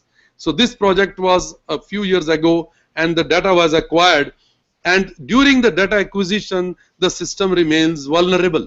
But one has to religiously acquire the data for a number of years to predict further the life of a new machine or even the same machine to some extent. Because by the time you try predicting the health of such a machine, a few years would have already passed. So you would see that such a neural network health monitoring system would require actually a lot of research at the manufacturer level. And in this case, the manufacturer level inputs were as I gave you in this case, were more like rule-based system. They had specified the values. So rule-based system was helpful in training or predicting the results to some extent, and then neural networks were trained accordingly and the system was in operation. That is what we can talk about briefly, how human-like intelligence, in fact in this case it is more like an expert, like the statistical data you saw from the manufacturer was provided.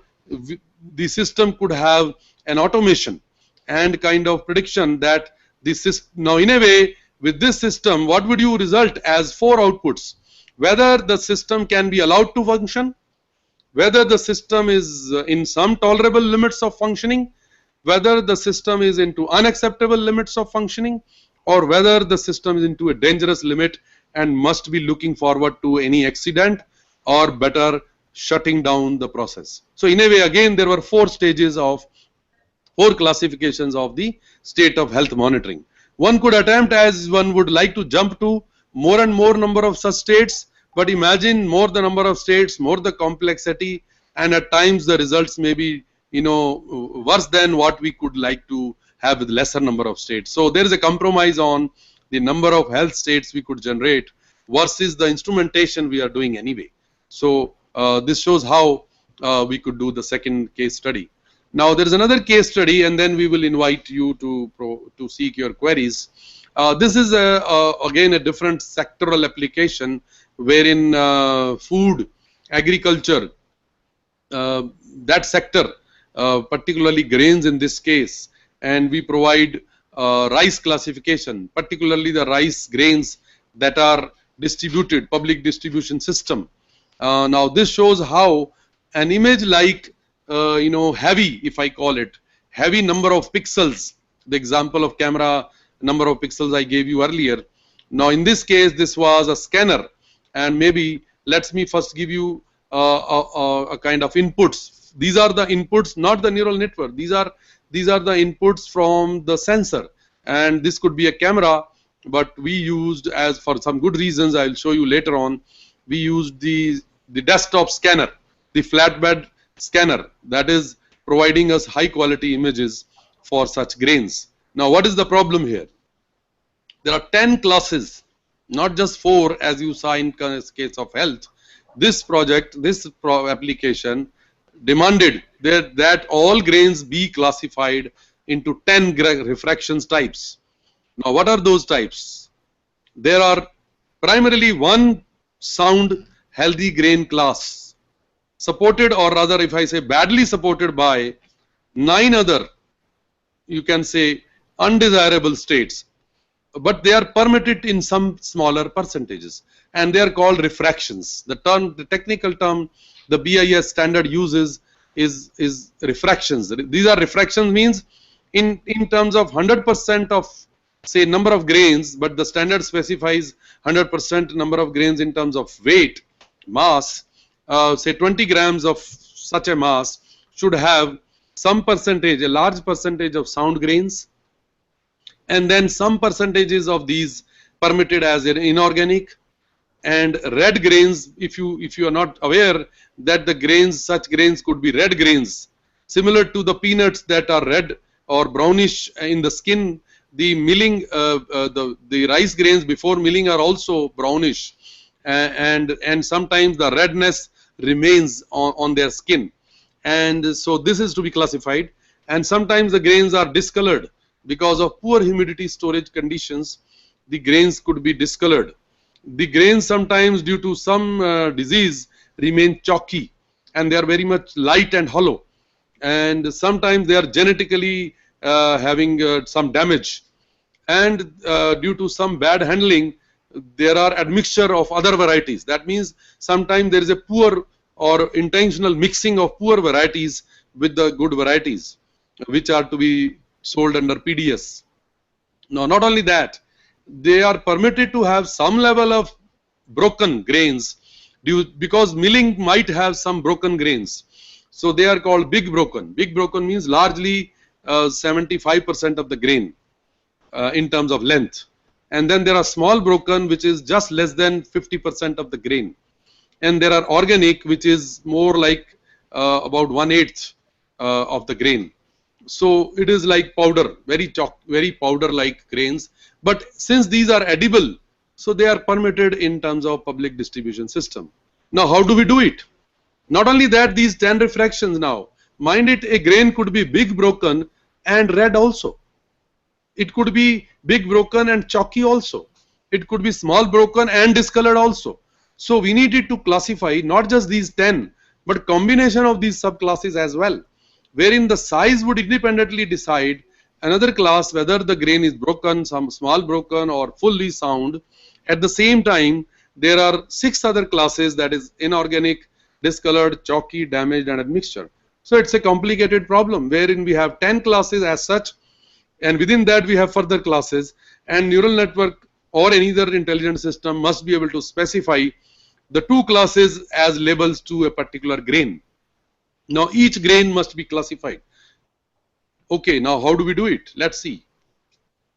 Now what could be the attributes? What is our experience? As we said, if we were using array as inputs, we could have given the neural network right in the beginning. The whole input image itself could have become the neural network input, and that would have been not only 10 megapixel, the whole image in this case might become 30 megapixel.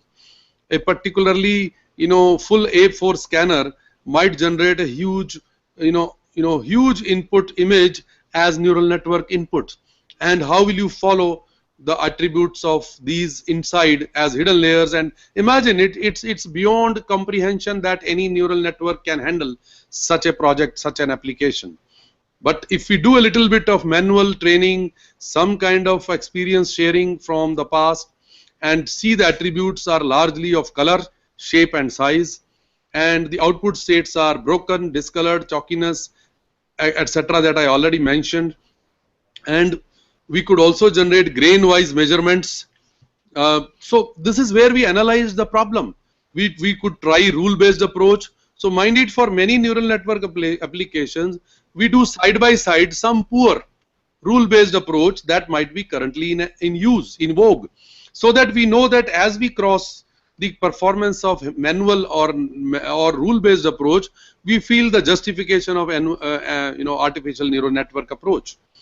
And also we need to be ready with range analysis of such data that will be acquired. So there's a lot of statistical you can say expert input required before we get into the attributes as inputs. And then finally we try to test, validate and see how it performs in terms of rule based or in terms of humans or in terms of any expectations that we have from such a system. So there is a journey that can put the system above expectations or below expectations, and if it is below, how do we improve upon it? So this is a journey. It's not just training of the neural network, it's the training of the team that is working on such an application. Now, starting with the input as such to the system, we chose to have a kind of office desktop scanner. As you can see, it provides a kind of a good area that is big enough to ideally provide space for each grain independently. And we will see some issues where grains were not so independently placed because they are manually placed. There is no way to automate this process that each grain will have its own dwelling area. So we try to distribute as far as possible, and there were problems in some situations where the grains are not so separated, but they are touching each other. So there are algorithms to do. So you will imagine, before we get into neural network, there's a lot of image processing required, and we'll have always challenges to provide you attributes of each grain as inputs. Now, the detail of algorithm might not be an issue for right now, but I will come back to whenever there are questions. But largely, it takes the color input of the image, which is red, green, blue values of each grain. Again, how we do it, each pixel actually is a kind of atomic level size of each grain. Particularly, it could be on an image, say about 80 to 100 microns as the pixel size. So for you can imagine, each grain is to be segmented first, because the whole image will have hundreds or thousands of such grains, So in a way, we need to split the whole image into each grain-like image. So an image is split into, say, thousands of such images, sub-images, which I called earlier as segmentation. Whether we do perfect segmentation or we do poor segmentation, then we need to correct it. The corrections were to further do some water shedding algorithms to separate them further if they are not, if there are two, say, grains in a particular area, and then using some kind of thresholding, some kind of further segmentation, as we call them, into make them into black and white. So mind it looks like as if we are doing reverse engineering. It's like we are having objects in the scene and we are trying to make them or measure their dimensions. So in a way, it's like reverse of design process we do in mechanical or other engineering approaches, wherein we synthesize the objects in a virtual or computer environment, CAD environment, and then we manufacture them.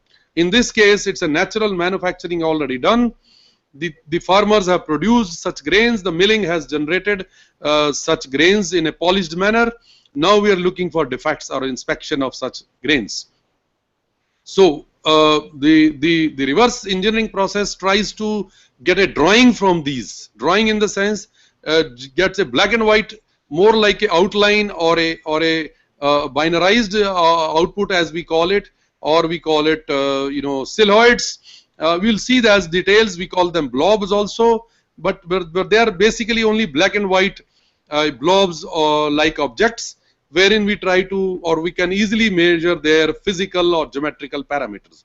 So one set of features, parameters, attributes were the blob parameters. That is only the abstraction of geometry, and the other was the other set of parameters was the 5 parameters which we mentioned as classes. So mind it as if we are trying to get parameters or attributes in a manner similar to the classification that we are interested in.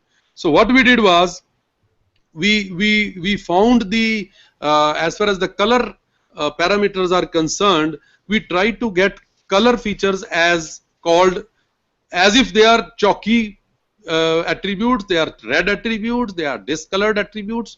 I mean, you will say how do we do it? So what we were doing, we were finding that in each grain, how many percentage, how much of such pixels are sound, how many pixels are chalky, how many pixels are red, how many pixels are discolored. Maybe later with pictures it will be clear. So I'm giving a kind of abstract of the algorithm, and also we used a rule-based approach as a reference, and artificial neural network based classification as a kind of validation of an application.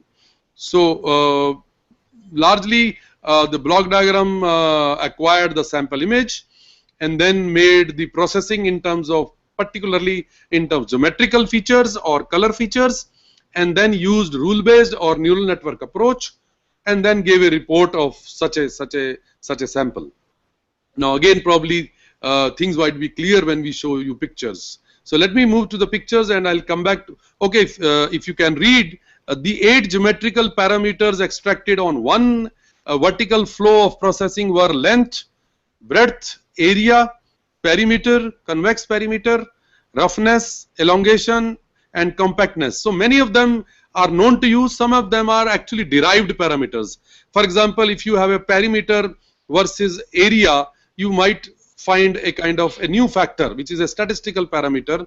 So you can have you can say ratios of such length by breadth ratio is also called L by BB ratio, which is called elongation.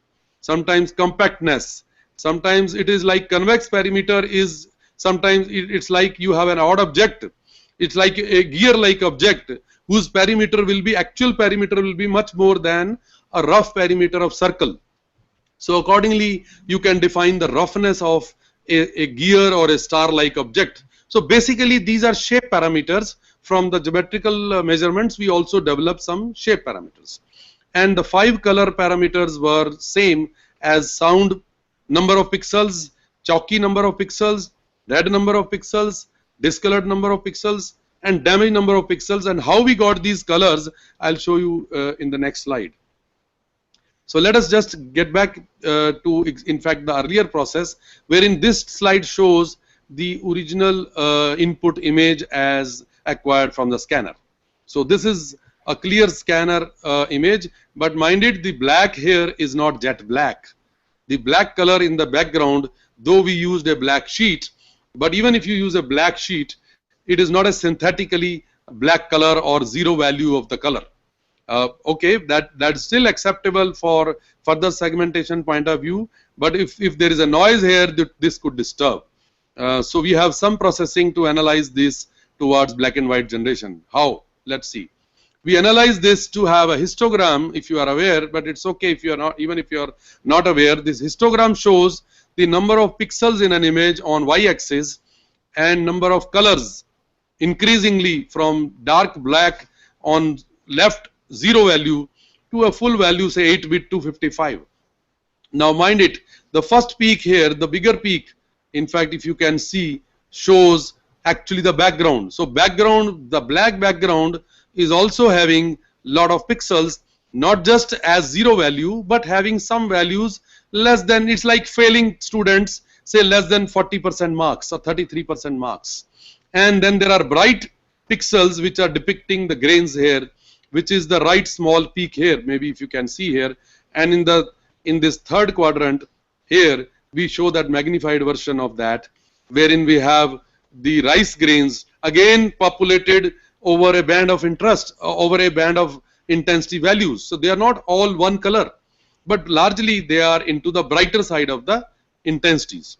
So if you could make a value of threshold middle value from these two peaks, we could have a kind of thresholding, as we call it. This is a simple segmentation approach, and now it gives us a black and white version of the same image. Now why black and white? I mentioned to you earlier that such a black and white segmentation provides us something like a drawing board. It's more like a black and white drawing as we do in a drawing board. In this case, of course, it is filled with white color. So one could have elimination of this inside color, but it could be only boundary or with boundary plus the region say depicted as white color. So it doesn't affect as far as blob measurements are concerned. The algorithms look at it from the outside and they look at the boundary parameters, as I mentioned, geometrical parameters, and we locate those 8 geometrical parameters, particularly length, breadth, area, perimeter, convex perimeter, and then their ratios, etc., making to you 8 set of geometrical parameters. Now this set of attributes doesn't bother about the color.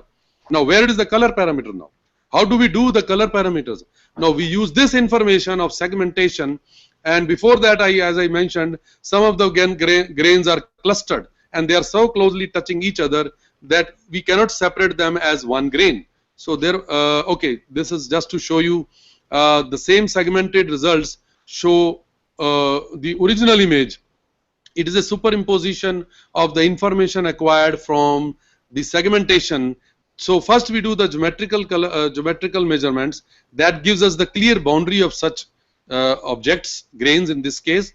So in a way we can see that those which were closely touching each other, so we find some areas are having in fact more than one grains. Sometimes there are 2 grains or there are sometimes 3 grains touching so closely to each other that it would be impossible for us to make their measurements. So we try to do some algorithm before we do color processing, and we need to eliminate some of these if they don't do well. But let's see what is the results of such an algorithm. So watershed algorithm, again details of that we need not right now give you, but has separated some of the simpler cases wherein the grains were touching each other with some smaller area. So there is a kind of knife cut kind of arrangement that the image processing does, and there are as algorithm, this algorithm separates, and this is another research area which algorithm will do better here. So we try to segment each other, each such grains, but again there are some grains which are still touching, and we will have to see that their parameters, say in terms of area, will become more or less twice the typical area, or their length will go twice the typical length of a grain. So in a way we'll have to do exception handling and reject those parameters, those grains which are having abnormal parameters. So it's like we know that the grain cannot be more than say 5 to 6, 7 millimeter. So if a grain is showing to be 20 millimeter or 10 to 20 millimeter, we can reject that. And in that way we are in a way excluding them from the report and mentioning that these are excluded from the original input image. So that is what water shedding does, and in a way we consolidate that. Say in a way we have lost, say, a few percentages of such grains which are not in order, and you can say about 95 to 98% grains still follow the discipline, if I call that. It's like indisciplined kind of elements in a system where some grains need to be thrown out of the calculations. So we take those ones which are in order and follow the labeling process, which is already shown to you as each grain in a box, what we call dwelling. You can say it's like a house or a dwelling unit for each. You can see they are very nicely placed, and each box is carrying largely one grain. And even if there is a nearby grain, it may share the area, but each grain is separately having a unit. And in a way, it's like a house number or a roll number or index number, you can call that. The blob analysis in general, after the black and white kind of segmented image, provides us objects in this manner. So in a way, we have been able to split the whole image into thousands of such sub-images, where each image is carrying largely one grain at a time. And we had to separate them out also once we knew their area. Even if the area was shared, once the grains were not touching, we had an easy separation of these sub-images, and now these sub-images were to acquire the color and the geometrical parameters, which I mentioned earlier. So now the color parameters, if I go back now, how did we do that? Okay, so in a way the training of such a system will start by way of human intervention. How did we know that they were to be such 5 classes? So because the experts, the BIS standard gave us that 5 classification required. So what did we do? We collected some known samples. We knew that they were labeled by the experts to be red, chalky, discolored, and genetically damaged, etc. So all those 5 classes samples were acquired. And then not only that, there was another training required, which is more like statistical value. They wanted the report to be given not just by numbers per sample, but they wanted the report to be given in terms of grammage of 20 gram. So in gram of, say, discolored, grammage of, say, chalky, or grammage of big broken, etc., etc. So therefore the training also required a kind of classification first in terms of their varying density. Now this density, because we were doing only 2-dimensional system, we created a new definition of density, which is gram per unit projected area. So from the area of objects, in this case grains, considered as 2-dimensional, so we ordered them knowing that there were some 422 grains available for chalky. We had 269 grains of small broken. We had big broken of 2589 grains. So basically we weighed them and divided their weight by the number of grains. So in a way, and not only grains, sorry, with grains and their area. Each grain had a separate area. So we divided the grain into the area of each grain as the total area occupied by, say, 422 grains. With that, we got a rough idea of density in terms of, you can say it's called 2D density or gram per projected area. The unit was gram per millimeter square. Not gram per pixels, but gram per millimeter square to be physically accurate. Okay, so with that, you can see we had only few grains of red. We had few grains of admixture. So we had a, you can say, dearth of number of grains available, and you will see how the results largely severely affect the number of samples also required for training. So this is a separate kind of training, which is not neural network, but this was just a kind of statistical value of the density required for such an application. Now, in terms of colors, we started with red, green, blue. Some of you might be aware that various applications follow different color models, and one of the color model available in MATLAB is also HSV. And there are many other models used for specific applications. One can go into detail of these models separately, but this is called hue, where color is classified as an angle between 0 to 360 degree. And in a way, red occupies angle.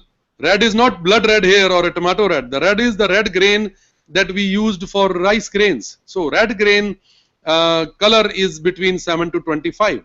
The discolored grain color, again red, again hue is 25 to 55 degree. And chalky occupies 13 to 120 degree angle. And sound grains have a large band, again from 10 to 300. And damaged may have 0 to 30 or 330 to 360 degree in a way. So damaged, and so in a way we knew their broad band of the color values, basically the hue values. These are not RGB values, these are hue values. And their saturation. Saturation is how much of that red occupies, how much of that discolor occupies in the grain. So there is a score between 0 to 1, other than the angle is basically say point, it is a value between 0 and 1. So it's a 0.2 to 0.4 for red, 0.15 to 0.3. No, these are basically, the point is not to get to these values. The point is to see how overlapping they are, how unique they could be, and what can be done to improve the attributes. And what do we do once we know a particular pixel is red, what a particular pixel is discolored. So in a way, we will take all these together and see the value. For example, again the last V is the value, which is again 0 to 1, which shows the average grayness, average intensity of each pixel, which is more like a black and white image. So these three values were obtained from RGB values of each pixel as input. Again, the pixel is carried by the grain as the segmented area, and now based on that we make a score. So what is the score? We count each pixel in that grain as to how many red pixels are there in it. So in a way you can see pixel level classification is done by the algorithm itself without using the neural network. One could use a neural network here, that is also possible, but this was done in a rule based manner, and that could be a way of improvement also. So whatever, if it is 7 to 25, we call it red, and also where H. So in a way rule wise, and you can see this rule wise, we applied some rules. These were again manually generated rules, and mind it, you will see that humans are unable to handle all say 8 or 13 total features at a time. What will human do? Okay, human say, okay, let's do easy way. If the length is more than say 3.2 to 6 mm within that range, or breadth is more than 2.45, because admixtures were very thick grains, we would classify them as admixture. So this is a rule based classification.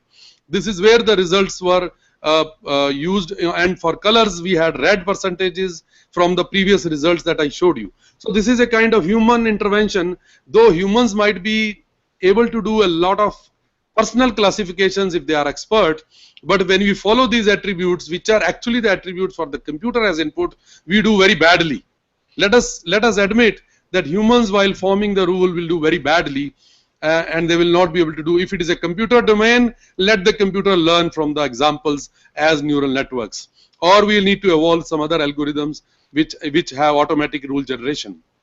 So rule generation in this case did very badly, and you can see, despite there were 13 parameters available, we could use very few of them, and in every rule only 2 at a time.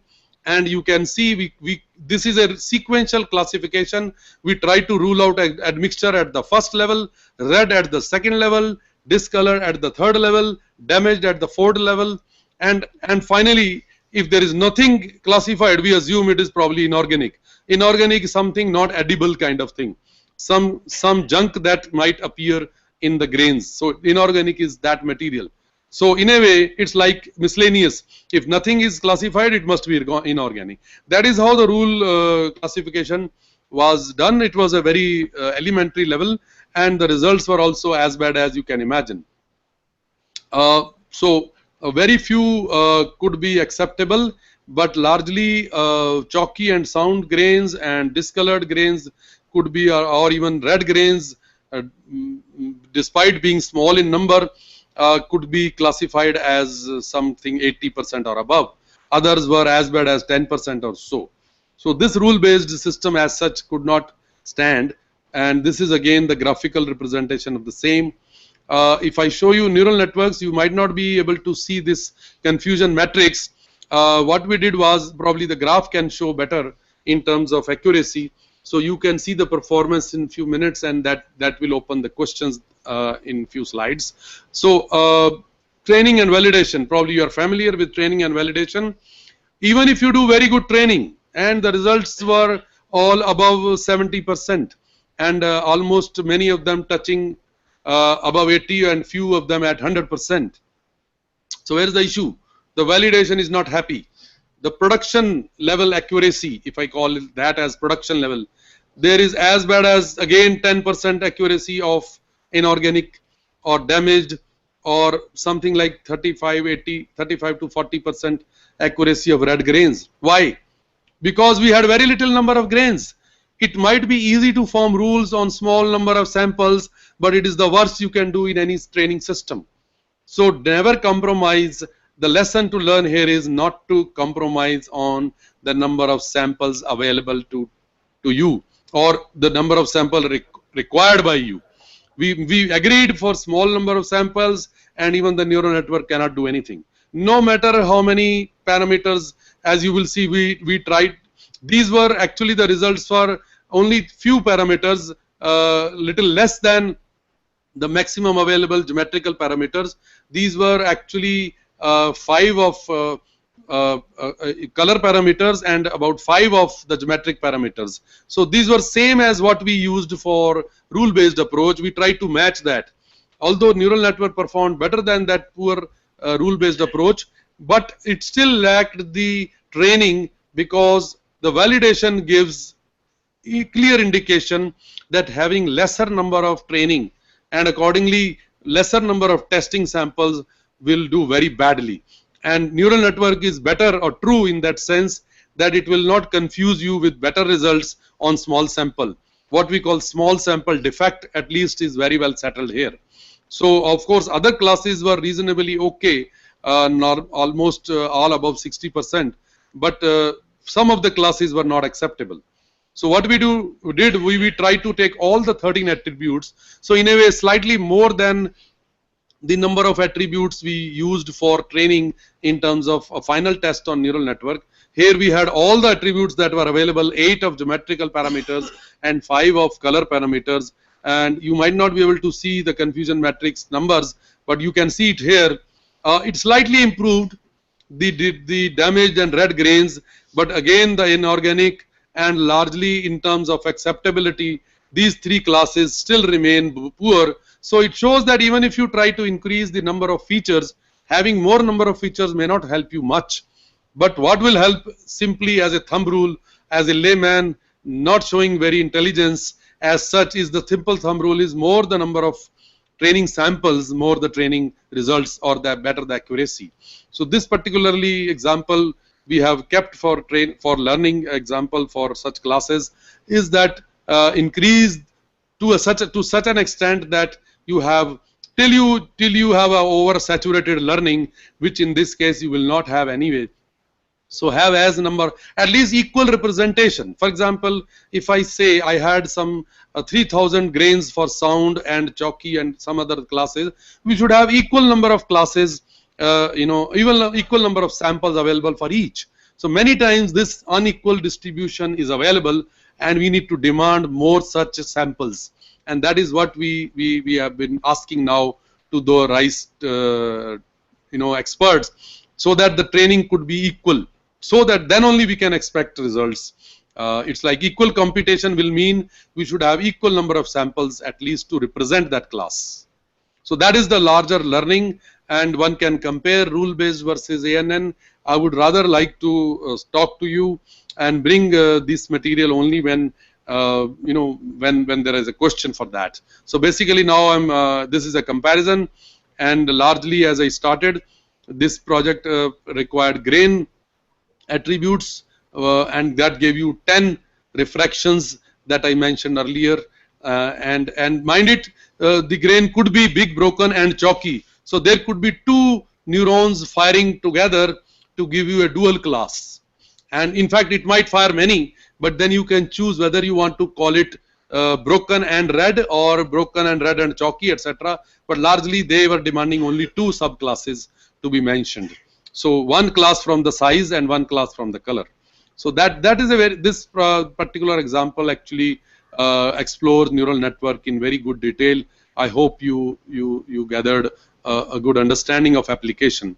There are conclusions before you. I would leave it here and invite questions as per availability of time. Thank you very much for a long, patient listening. Thank you.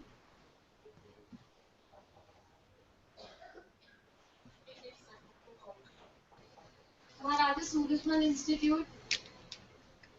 Ma'am, do you have any query? Would you like to give any feedback?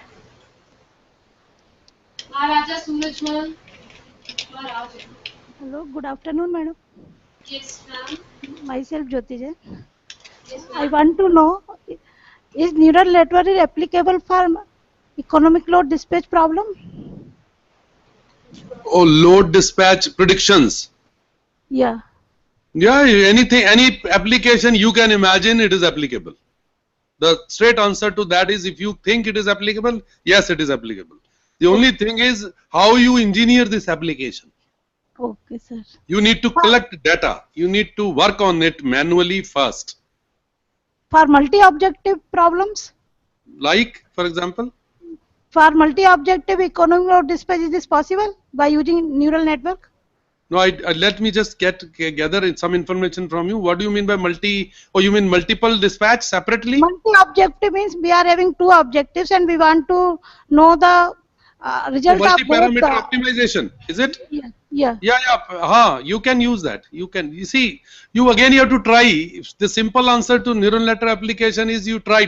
You don't expect an answer, then you want to try. Okay. No, yeah, it is possible. If you have been doing it through other means, have you been able to do otherwise? Some other ways? Some other mathematical models? Yes, sir. By using the PSO. Oh, if PSO can do so, so if you are optimizing, but Yes. what are you using PSO for? For optimization of economic load dispatch problem. But it requires dynamic optimization, no, every day. Yeah, you can use neural network the same way. Okay, See, sir. neural network will do the mathematical approximation in the same way, whether you use PSO or. Okay, thank you, sir. Hello. Yes, please. Yeah, good afternoon, sir. Sir, our Director Professor KP Chaudhary actually would like to speak to you. Yeah, please. Hello, Sardar. Good afternoon. Good afternoon. Good afternoon. Good to see you virtually. Good. Actually, I missed your lecture.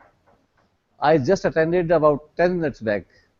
Okay, no problem. You can have it. When I came to know that my dear friend is giving this wonderful lecture. Yes, nice to see you. So, I have one question. Please. What is the procedure of validation of your data? Procedure for validation of data or validation of neural network? Neural network. No, one is, okay, since you raised, let me say, first is the validation of data also. That must be acquired from highly, I cannot use how many highly, I should say, reliable sources. So that is the prime ground truth data. So like, for example, I gave you that thousands of such grains were labeled by the experts. And those experts spent 3 rounds of these grains. Each grain was inspected. So first level of validation comes from the experts. The second level of validation came from that labeling we used for density calculations, and then we used the same for training of neural network. So that validation comes from training algorithm which assumes fully, it's like a child trained by the parents. Whatever the parents tell, the child learns the same way. So if neural network has been given a label from the expert that this grain is chalky or discolored or sound, the neural network will learn that way.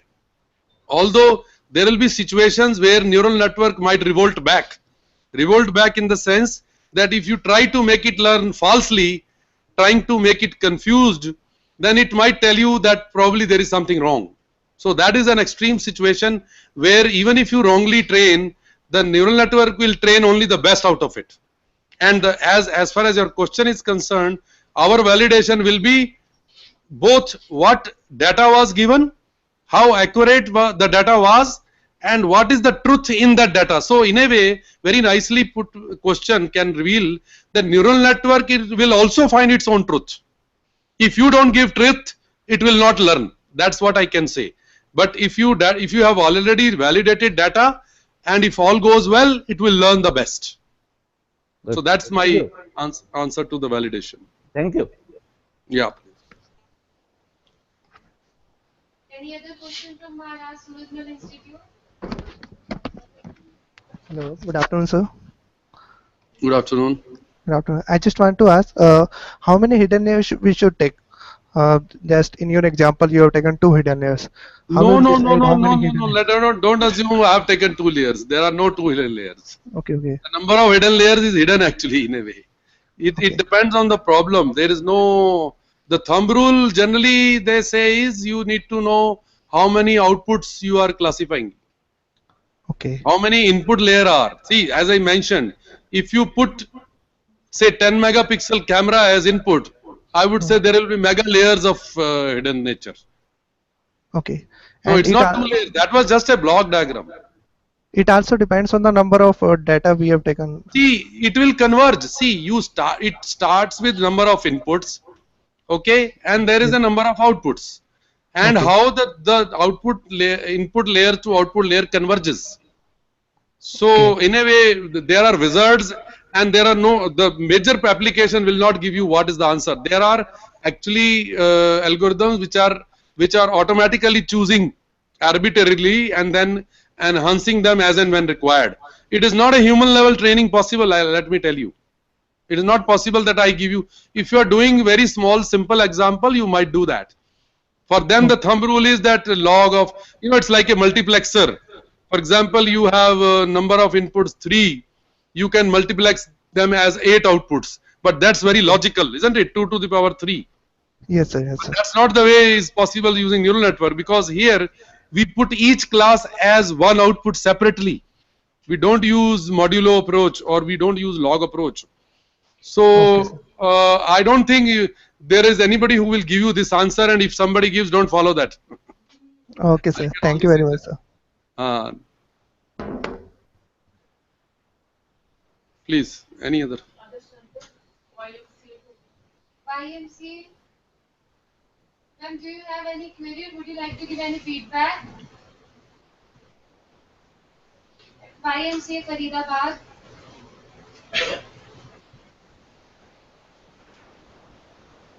Hello, ma'am. Yes, ma'am.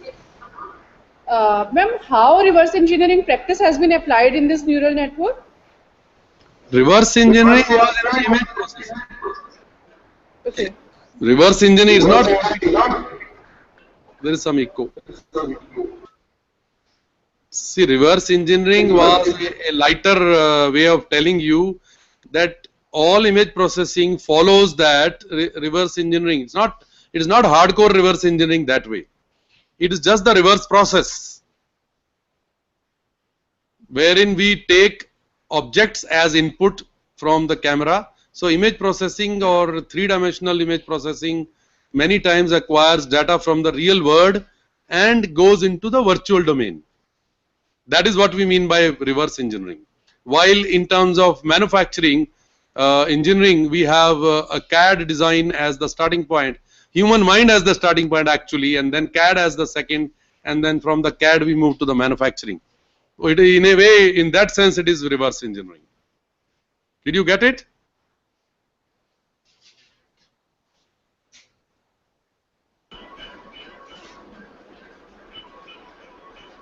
Any other question?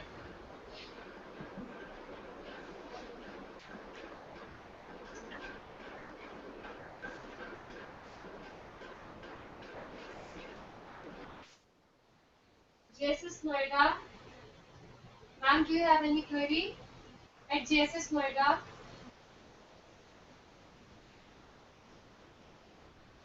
Hello. Yes, Yes. ma'am. So, from where we can get the data set? Can you please tell? Can you speak loudly? Sir, Can you from please clear the mic?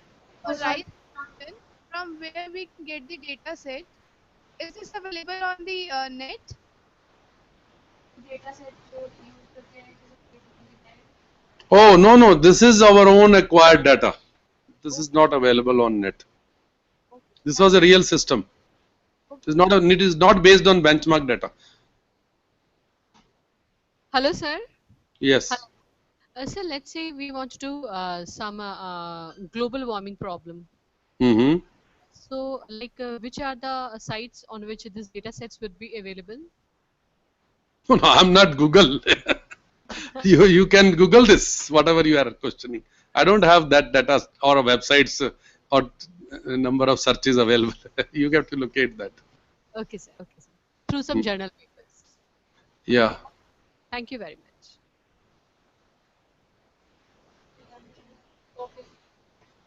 Okay, thank you.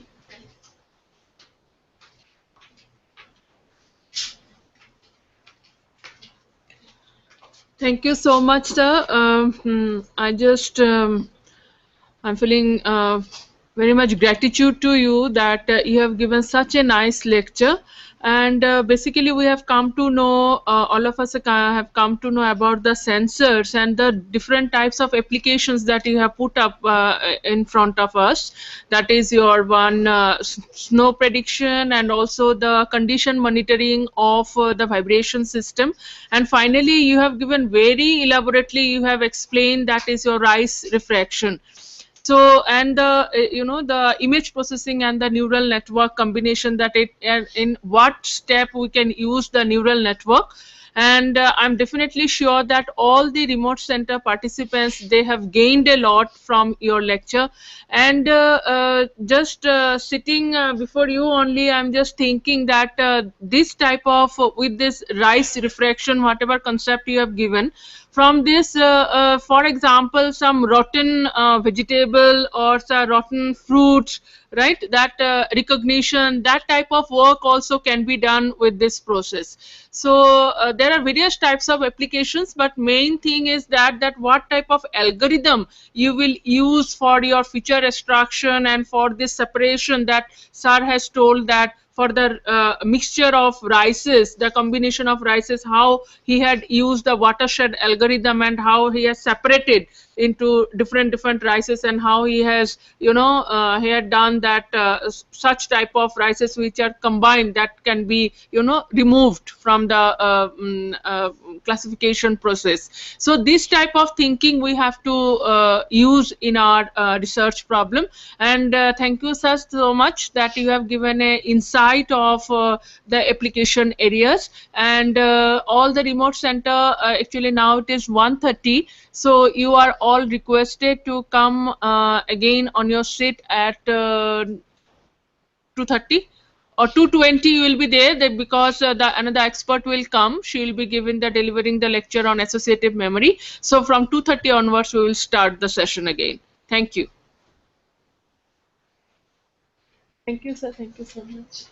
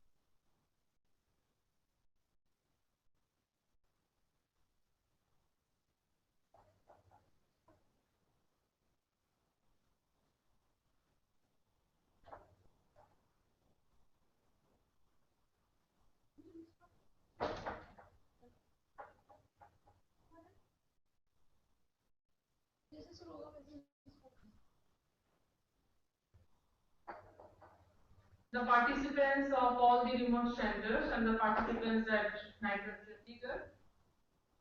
So today we are going to learn about the cluster.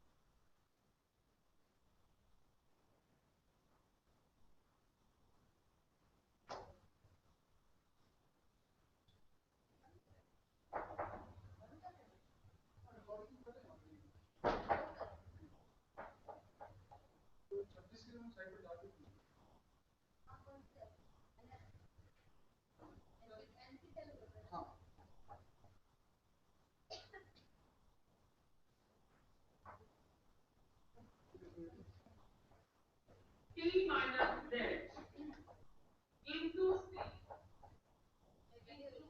What's the key? T minus Z. That means it is telling T is your target. Now, for example, our case T is equal to 0, Z equal to 1. C is your learning rate. Let us take C equal to, right? Maximum value can be 1. That is your learning rate. And xi we know first time xi is your 0.4 and another time xi is equal to 0.4. Now let us calculate delta W1. Now what will be delta W1? That will be T minus Z. T is your 0. Z is equal to 1. T is equal to 1. And xi equal to 0.4. That means delta W1 minus 0.4. That is your delta W1. That means what will be the new W1? The old W1.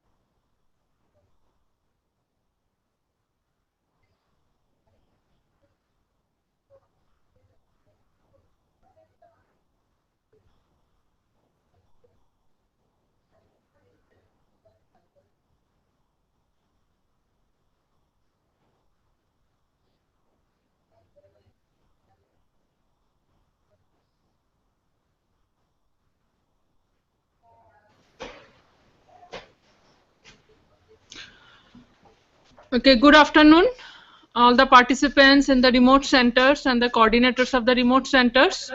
As I have told you, this session will be taken care of by Dr. Renu Vik, and she is the Director UIT Sector 25 Chandigarh, and she has a vast knowledge about this neural network and fuzzy logic, and she had guided many researchers in this field.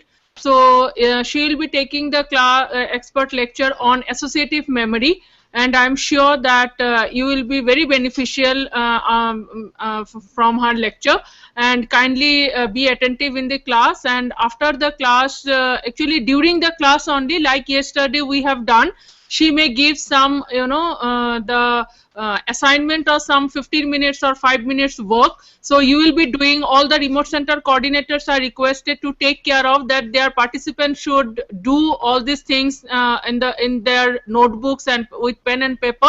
And she will take the feedback also from all the remote center. So the coordinators, you are requested that the participants take care of all these assignments. They should do the assignments and they can take the actively participation in this course. Thank you so much. Now I just welcome Dr. Renu Vik for this lecture.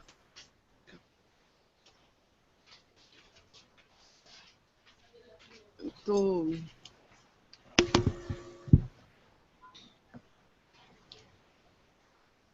I can start. So, I will start with the associative memory. How associative memory can be, structured using neural networks. So, first thing is what associative memory is. Because, you have heard of random access memory, read-only memory, cache memory. So, these memories, they are basically, memories which are addressed with the help of some address. So if you have stored some data in RAM, then you need the address of the location where the data or instruction is saved, and you fetch that data with the help of its address. But associative memory, on the other hand, is not addressed using an address, rather it is a content addressable memory. So structure of associative memory is that it is content addressable, and it will remember the association between the input pattern and the output pattern. And it can remember association of related as well as unrelated items. For example, so far as human mind is concerned, our memory is also associative in nature. Say for example, you meet a person after 5 years. So you recognize his face, and if you search your memory, you will be able to maybe remember the name of the person also associated with that face. So like that, you remember the association between patterns, and say you have heard some song, and if you are hearing that song after a few months or a few years, then maybe you can remember what movie it is from, or on which hero or heroine that song was picturized. So these are the associations between different patterns, and human mind can remember these associations. So associative memory is basically a content addressable structure which memorizes the association between input patterns and output patterns. And whenever we have trained the associative memory, then if we give some input pattern to the associative memory, then it should be able to recall whatever is the associated stored pattern in the memory. So we have to see, how we train this associative memory and how we recall these patterns from the associative memory. So like other neural networks, when we talk about associative memory, then we will train it using input vector and output vector. So the combination of input and output vector forms a pair, and we will take each pair one by one. So we take the first input vector and the associated output vector, find its contribution to the weight matrix. Then we take the next input output vector pair and find the contribution of the next pair to the weight matrix, then next, and so on. So one by one, we will evaluate the contribution of input-output vector pair to the weight matrix, and finally we will get the weight matrix which has taken into account all the input-output vector pairs. Once you are done with your weight matrix, that means you have gone through the entire training set. Training set basically consists of your input and output vector pairs. So once you have gone through one cycle of the complete training set, then after that, when you give a input pattern at the input, the associative memory should be able to recall the output vector. And even if the input vector is slightly corrupted or incorrect, even then the associative memory should be able to recall the correct output vector. So that is how the system works. So that means first we have to train the network. So when we have to train the network, then it is trained by storing a set of patterns, and these patterns are, say, stored in the form S:(T), where S represents your input vector and T is the corresponding output vector. So associative memory is basically going to store the association between the input vector and the output vector, and that association is basically in the weight matrix. So once we have determined the weight matrix using the input-output vector pairs one by one, then we can test this associative memory by giving some input pattern to it and by evaluating what the output pattern would be. And the associative memory will have the ability to identify patterns which are incorrect or which have some missing information. So some generalization it is able to do on its own. So now when we talk about associative memory, the associative memory can be auto-associative or hetero-associative. So auto-associative means that the input and the output vectors are same. So we store some patterns in the memory and we give an input pattern, it is able to recall the correct pattern. So that is your auto-associative memory. And hetero-associative is that input and output patterns are different and the memory is able to memorize the association between the different input and output vectors. So Hopfield network is a auto-associative memory. So in a Hopfield network, we have a single layer of neurons. So we have one layer of neurons and output of each neuron is connected to every other neuron in the network.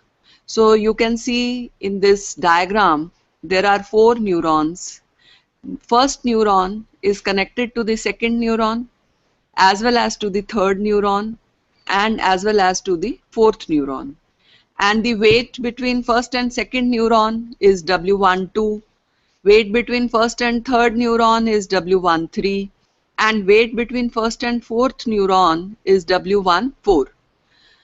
Then if you look at second neuron, it is connected to it is connected to first, third and fourth neuron.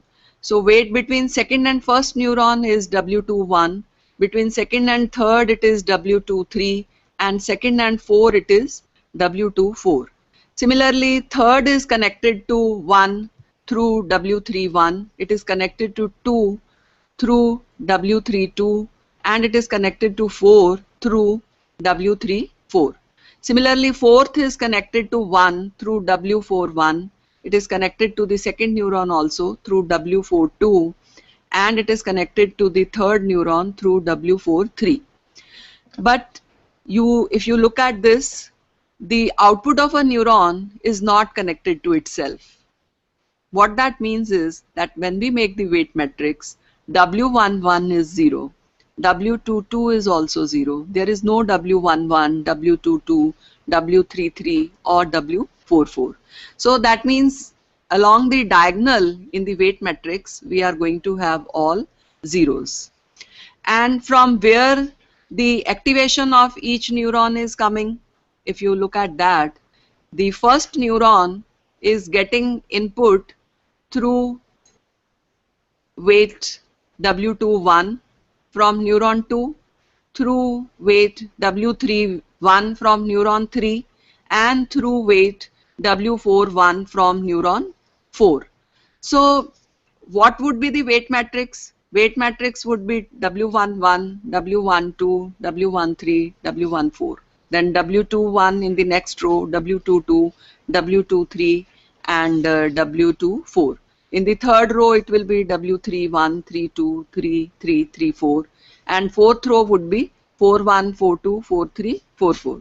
So that means activation for the first neuron will be determined from the first column in the weight matrix, because the first column would have W11, which would be 0, then W21, W31, and W41. Similarly, for second neuron, it will be the second column which will be used to determine the activation, and for the third neuron it would be the third column, and for fourth neuron it would be the fourth column for determining the activation. So now we have to see that how the weight matrix would be determined for a auto-associative memory. So we have to give patterns to the Hopfield network. These input and output patterns would be same, and for a Hopfield network, the patterns which are being given, they should be orthogonal. So when we say that the patterns should be orthogonal, that means that the dot product of the vectors would be 0. So dot product would be determined by multiplying the corresponding components and then adding them up. So what that means is that if you have two vectors A and B having 4 components, say A1, A2, A3, A4, these are the 4 components of vector A, and B is B1, B2, B3, B4. Then when I say that the dot product of A and B would be 0, that means A1 dot B1 plus A2 dot B2 plus A3 dot B3 plus A4 dot B4 would be 0. So this is how we'll find out that the vectors are orthogonal, and then we determine the contribution of each vector to the weight matrix. So say the first pattern which is used is 1 0 1 0. So if we have this pattern A, which is 1 0 1 0 as the first input pattern, and we have to find out its contribution to the weight matrix, then first step is to convert this binary vector into a bipolar vector. So when I say bipolar vector, it means that plus and minus, both values would be there and zeros would be converted to -1. So bipolar vector for 1 0 1 0 would be 1 -1 1 -1. And then since the input and the output vector is same, to determine the contribution of this vector to the weight matrix, we have to take transpose of this vector and multiply it with itself. So when we take transpose of this vector, it will be a column vector, and column vector would have values 1 -1 1 -1, and it is to be multiplied with this row vector, which is 1 -1 1 -1. So it's a simple matrix multiplication. So you have to multiply this column vector with the first element, that is 1. So that will give you the first column of the weight matrix, which will be 1 -1 1 -1. Then we have to multiply it with the next element in the row vector, which is -1. So when we multiply the column vector with -1, we get the second column vector of the weight matrix. So that will be -1 1 -1 1. Then we multiply this column vector with the third element in the row vector, which is 1. So then we get the third column, which will be 1, minus 1, 1, minus 1. And finally, we get the fourth column by multiplying this column vector with the fourth element of the row vector, which is minus 1. So once we multiply minus 1 with this column vector, we are going to get the fourth column, which will be minus 1, 1, minus 1, 1. So this is the contribution to the weight matrix of the first input pattern. Say the second pattern is 0, 1, 0, 1. Now I have already said that the output of each neuron is connected to every other neuron, but it is not connected back to itself. So W11, W22, W33, W44 will be 0. So that is what is shown in the weight matrix, that all elements along the diagonal are 0. So now we have to calculate the contribution of the second pattern, which is 0, 1, 0, 1. So you can see that the second pattern is orthogonal to A. So I want you people to find out the contribution of second pattern 0, 1, 0, 1 to the weight matrix. So I will give you 5 minutes, and in 5 minutes you evaluate the contribution of second pattern to the weight matrix.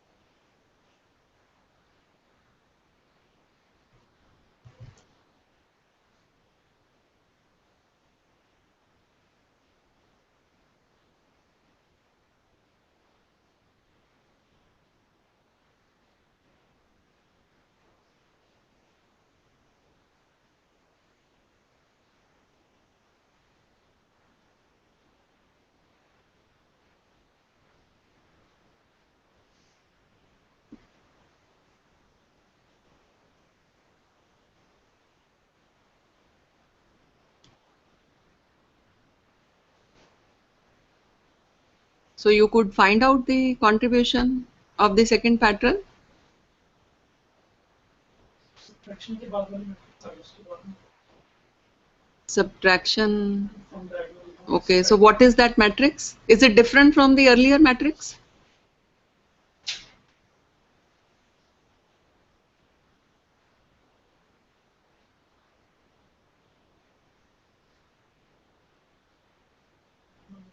It is same.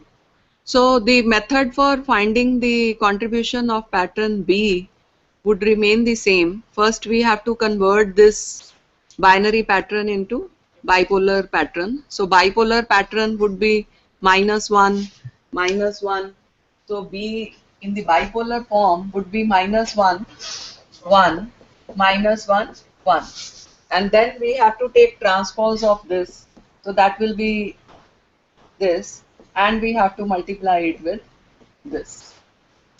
So when we do the multiplication and then subtract 1 from all the elements along the diagonal, we'll get the same weight matrix which we got for pattern A. But then this is the contribution of pattern B to the weight matrix. So then we have to add contribution of both the vectors to find out the weight matrix. So when we add both these weight matrices, then we get this weight matrix W, which is given here, and the first row is having elements 0, -2, 2, -2, then -2, 0, -2, 2, then 2, -2, 0, -2, and -2, 2, -2, 0. So this is the matrix which we have got by adding the contribution to the weight matrix of pattern A and B. Now we can, multiply this weight matrix with any scalar and get some different magnitude also. Like if we multiply all the elements in this weight matrix by 3 by 2, then your weight matrix would have 3's rather than 2's. So if I have to multiply all the elements in this weight matrix by a scalar which is 3 by 2, then the weight matrix would become 0, -3, 3, -3. That would be the first row. Then second row would be -3, 0, -3, 3. Then next it would be 3, -3, 0, -3. Then -3, 3, -3, 0.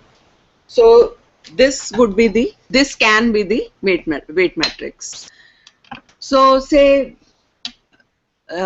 all the elements in the weight matrix are multiplied by 3 by 2 and we get this weight matrix.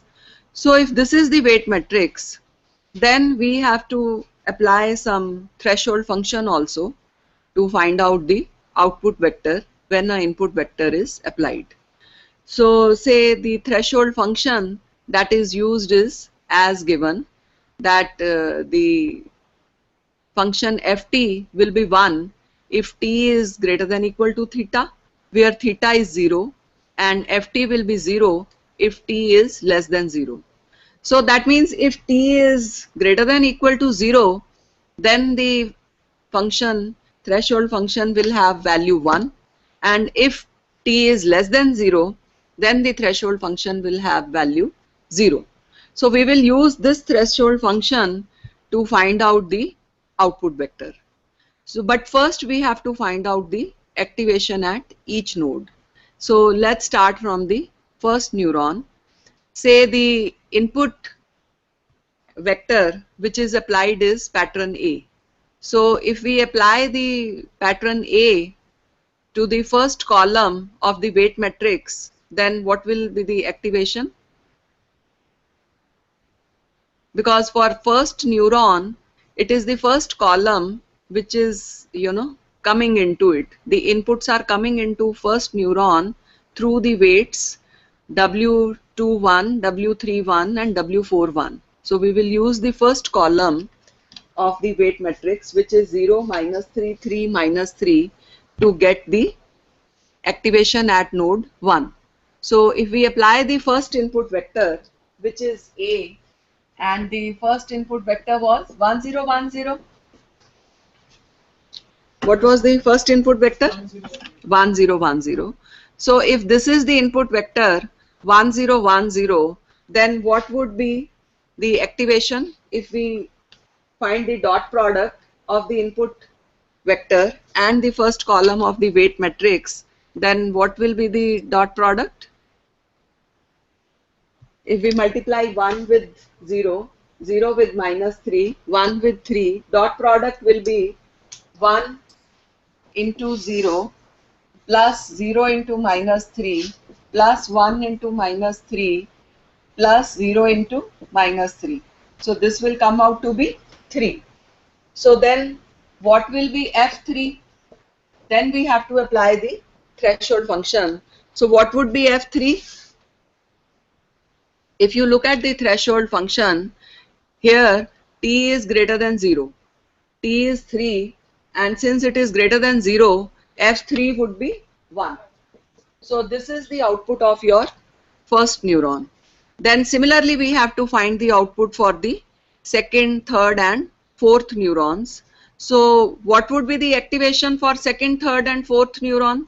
For second, third and fourth neuron, we have to multiply the input, we have to find the dot product of the input vector and the second column of the weight matrix. So if we find the dot product of the input vector and the second column of the weight matrix, what do we get?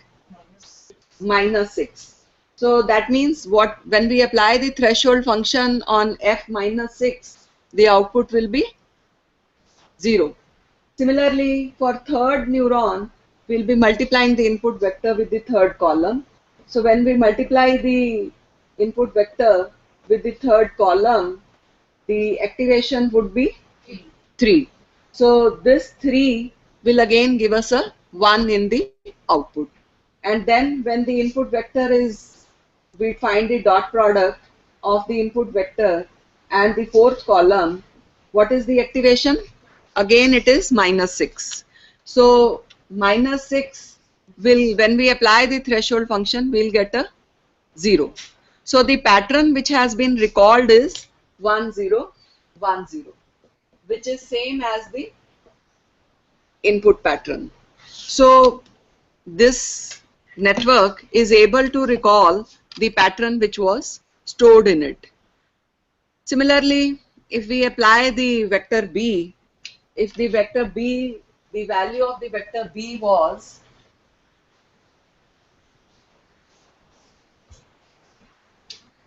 the vector b is 0 1 0 1. So if we apply vector b, then again we will find out the activations by finding the dot product of the vector b with first column, second column, third column and fourth column. So again for the first column we'll get activation of minus 6. For the second column we'll get 3, 1, 0, 1, 0, 1 will give us a 3. Again 0, 1, 0, 1 will give us minus 6. 0, 1, 0, 1 will give us a 3.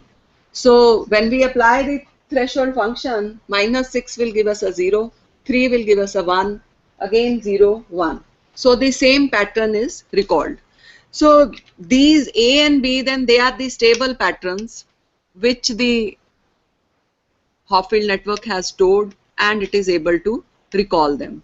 But the beauty of the network is that even if the input pattern is slightly corrupted or some information is missing, even then it is able to recall a stable pattern. So what that means is that, say there is some another vector C which is 0 1 0 0. If we apply this vector C 0 1 0 1 as input pattern to this Hopfield network, then what would be the activations? Again we have to find the dot product. So the dot product will give us activations as minus 3 for the first column. Then for the second, what it will be? What would be the dot product of C and the second column? 0. And C and third column, it would be minus 3. And C and fourth column, it will be 3. So when we apply the threshold function for minus 3 and minus 3, we will get 0. And for 0, we will get a 1 because the threshold function was defined as when t is greater than equal to 0, ft would be 1. So the pattern which is being recalled is 0, 1, 0, 1.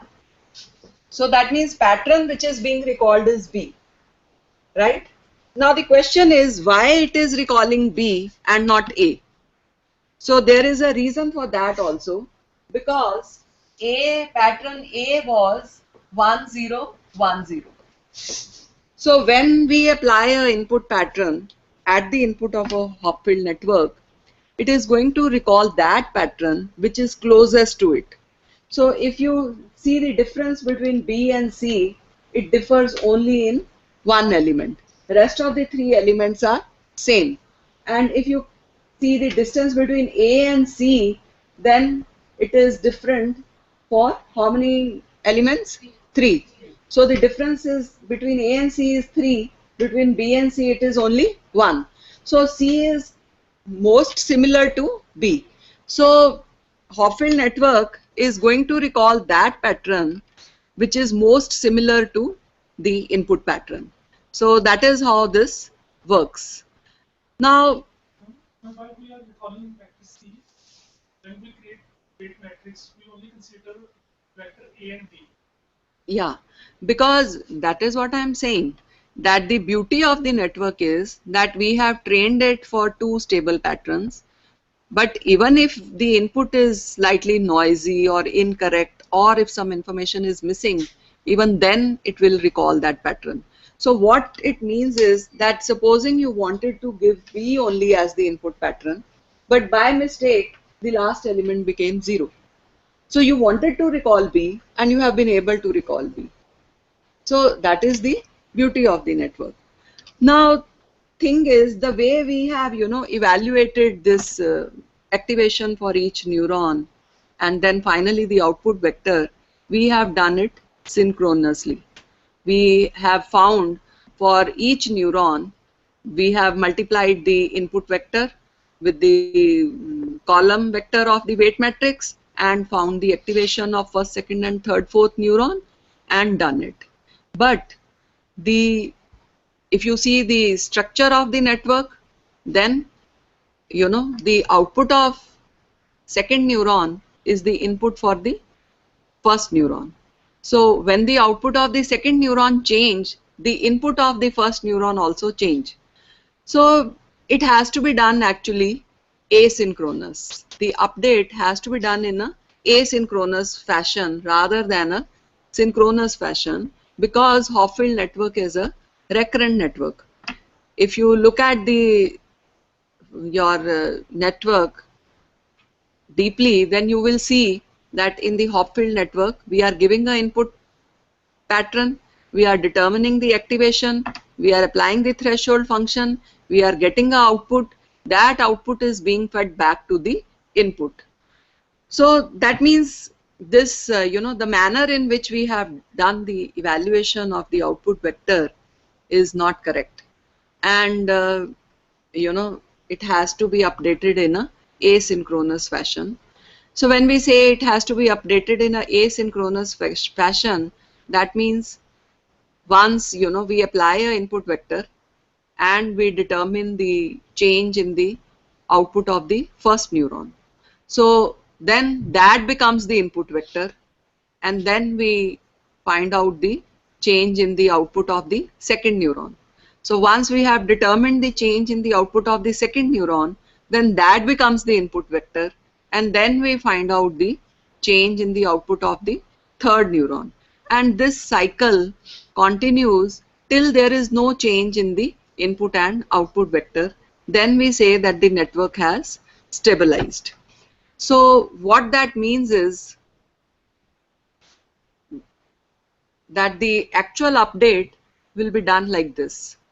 Say we apply the input vector which is being applied is E, and the input vector now is 1, 0, 0, 1. So if the input vector E is 1, 0, 0, 1, then we'll determine the activation for neurons 1, 2, 3 and 4 one by one, and we will change the input of the Hopfield network at each step. So you look at the first step, the input vector is 1, 0, 0, 1, and initially we set the output vector also as 1, 0, 0, 1. That is the initialization. So if the input and the output vector also, the input vector is 1, 0, 0, 1 only. And the first column of the weight matrix is 0, minus 3, 3, minus 3, right? So when we determine the dot product of this input vector and the first column of the weight vector, then you can see what are we going to get? Minus 3. If we find the dot product of 1, 0, 0, 1 and 0, minus 3, 3, minus 3, we are going to get minus 3.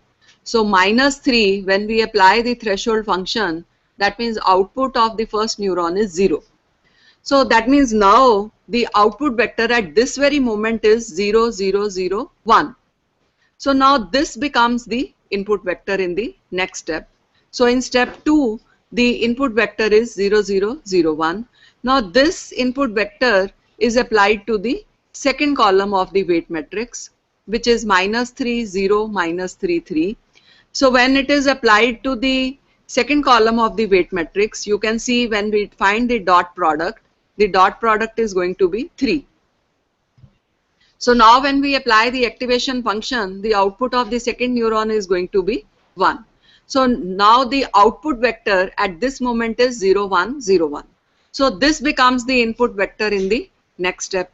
So now we find the activation for the third neuron by taking third column of the weight matrix, which is 3, -3, 0, -3.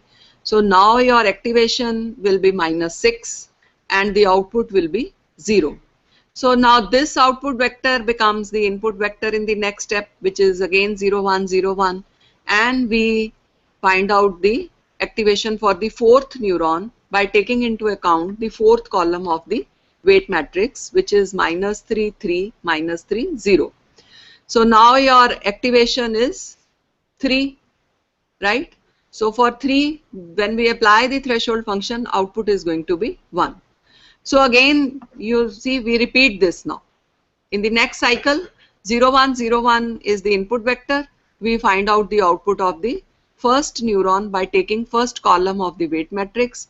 So in the next cycle, when we find out the activations and the outputs of first, second, third, fourth neuron, you see the input and the output vector in steps 5, 6, 7, 8 remain the same.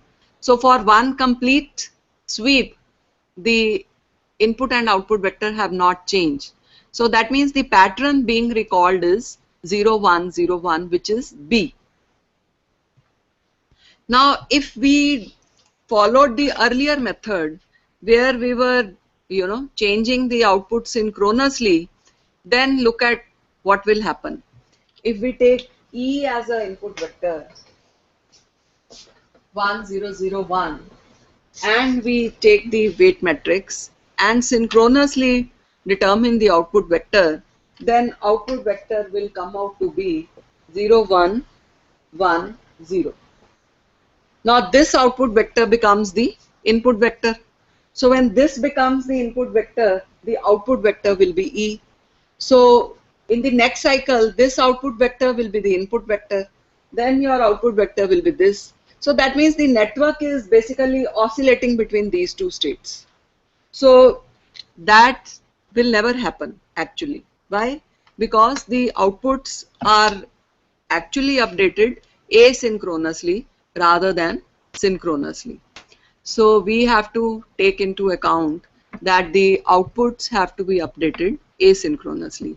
Now let's see how Hopfield network is used for pattern recognition. So when we use patterns, we will choose some grid size. So if we choose a grid size of 5 by 7, then pattern would be represented on a grid size of 5 by 7. So that means we will require 35 neurons, right? Here in this example, we are choosing a grid size of 3 by 3. So that means there will be 9 neurons in the Hopfield network, and the portion which is dark is represented as 1 and which is light is represented as -1. So you can see that the bipolar vectors for the pattern plus and minus, these are two patterns, plus and minus. So what would be the pattern for plus? How many elements would be there? In 9. 9 elements would be there.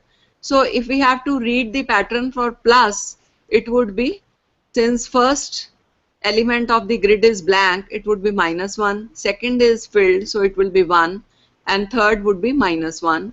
Then for the next row it would be -1, 1, 1, 1, and for the last row it would be -1, 1, -1.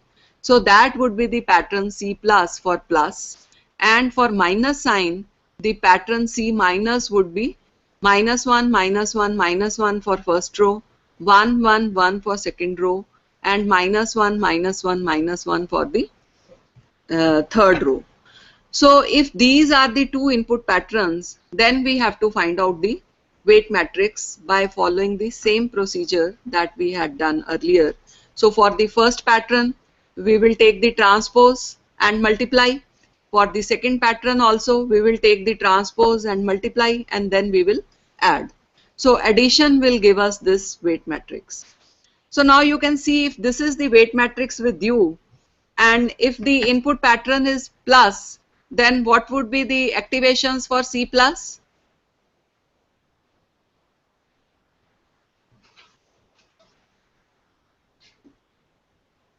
If this is the weight matrix, and when we apply the input pattern for say plus, then what would be the activation for the first neuron? For first neuron, we will consider the C plus pattern and first column. So what will be the value?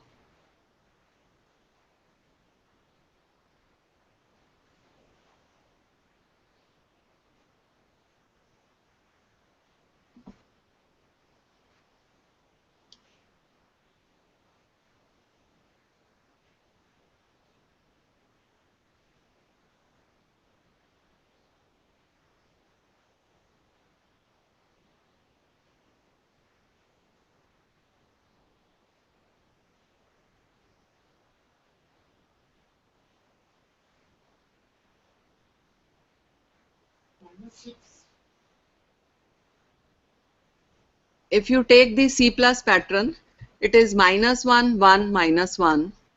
So minus 1, 1, minus 1, if we take the first three elements of the first column, will give you a minus 2, right? Then next is 1, 1, 1. So again we'll get minus 2, minus 2, minus 2. That is, then you have now minus 8. Then next is, last row is again minus 1, 1. And minus 1. So again you will get minus 2, minus 2. So activation is minus 12.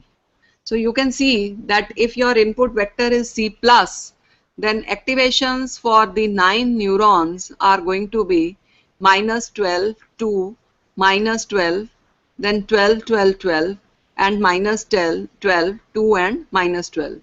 So if these are the activations, and if we use the threshold function, which is given as fx is 1 if x is greater than 0, and minus 1 if x is less than equal to 0. So that means if x is 0, the output will be minus 1. So then what would be the output vector? If we apply this threshold function, if the input pattern is C plus, first element is minus 12. So when we apply the threshold function to minus 12, we will get out minus 1. Function value is minus 1 if x is less than equal to 0. So since x is minus 12, the output function will be minus 1. For minus 12, we will get minus 1. What will we get for 2? 2 is since greater than 0, so we will get a 1. So next value would be 1. Then next element is, next activation is minus 12 for the third neuron. So what would be the output?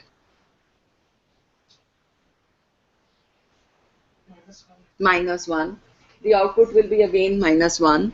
Now the next three activations are 12, 12, 12. So the output will be 1, 1, 1. Then it is again minus 12, minus 2, minus 12, 2, and minus 12. So for minus 12, the output will be minus 1. For 2, it will be 0. And for minus 12, it will be minus 1. So you can see that this is the pattern for C plus.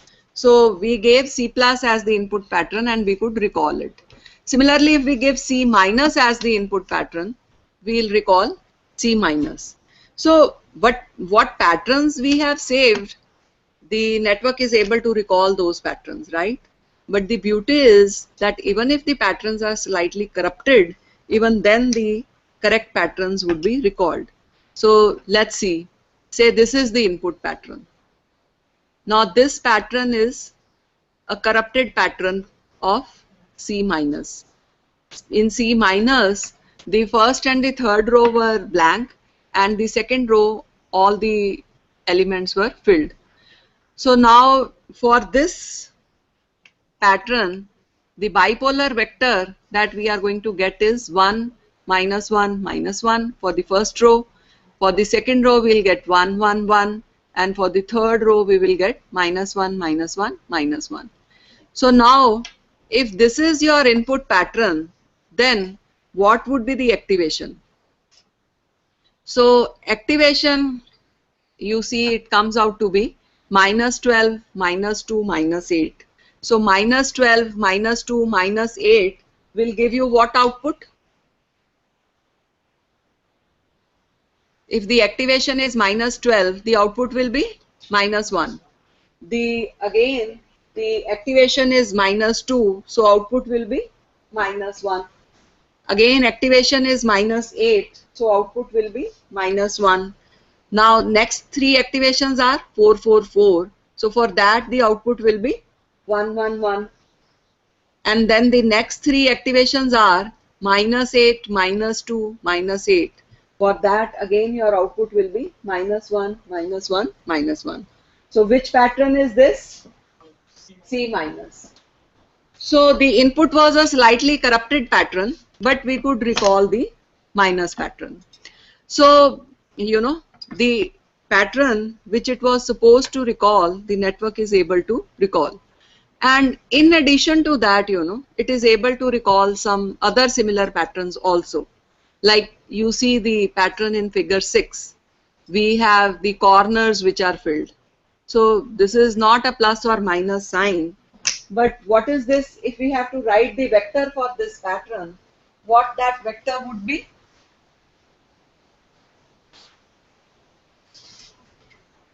If we have to write down the vector for this pattern, what that vector would be? For first cell, we'll write a 1, then minus 1, 1, minus 1, minus 1, minus 1, then 1, minus 1, 1. So these are the 9 elements of this pattern. Now, if we find out the activations for this pattern, then activations for this pattern would be 12, minus 2, 12. You have to find out the dot product of this vector with each column. So the activations come out to be 12, minus 2, 12, minus 4, minus 4, minus 4, and 12, minus 2, 12. So if these are the activations, what will be the output vector? For 12, the output will be 1. For minus 2, it will be minus 1. For 12, it will be 1. For minus 4, it will be minus 1, then minus 1, then minus 1. For 12, it will be 1, then again minus 1 and 1. So you see the network is able to even recall this pattern. Although we did not train it for this pattern, still it could recall this pattern. And similarly, if we go back and see this, in figure 7, I have shown a partly lost pattern. So if we compare figure 6 and 7, the last two elements of the last row are missing. So then this vector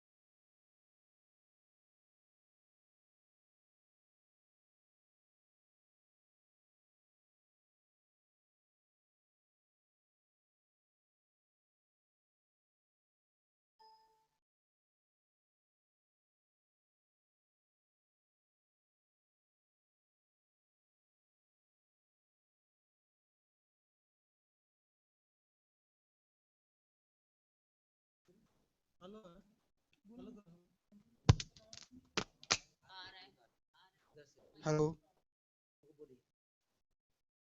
Hello. Hello. Op-amp is not being fed back to the fourth op-amp. So we have followed the structure of a Hopfield network, and then the input is being applied to input terminal of all the operational amplifiers. Here we have not used the inverting terminal of the op-amp, but we will use both inverting as well as non-inverting terminals, and wherever the weight is negative, we will use the inverting terminal. Wherever the weight is positive, we will use the non-inverting terminal. But that also means that for a op-amp, either we will use the inverting terminal or we will use the non-inverting terminal. So depending upon the weight, if the weight is negative, we will use inverting terminal so that we get the minus sign when we are writing our mathematical equations. And when we have a positive weight, then we will use the non-inverting terminal. So by this architecture, when we apply the analog input, we can determine the resistances like that we get the digital output. So we can use Hopfield network for analog to digital conversion also, besides memorizing the patterns. Now we come to heteroassociative memory, because you have seen that Hopfield network is auto-associative. The input pattern and the output pattern being recalled are same. Now in the heteroassociative memory, we will have two layers. So we have field A and field B. We have two layers of neurons, and in this, in each layer, every neuron in a particular layer is connected to every neuron in the other layer. So you can see in field A, the first neuron is connected to both the neurons in field B. Similarly, the second neuron in field A is connected to both the neurons in field B. Then third neuron in field A is also connected to both the neurons in field B. And the reverse is also true. Every neuron in field B is connected to every neuron in the field A. So if you look at the first neuron in field B, it is connected to all the three neurons in field A. Similarly, the second neuron in field B is connected to all the neurons in field A. So, you know, if we look at first neuron in field A and first neuron in field B, we have two weights between them, W11. One is from field A to B, the other is from B to A. So then similarly we have W21, which is connecting first neuron in field A to second neuron in field B. Then second neuron in field B is also connected to first neuron in field A via W12. So, you know, the weight matrices between field A and B and A, the weights are same. W12, W21, W32, W23, they are same. So what is done is, to find out the weight matrix, we find out the weight matrix say between field A and B.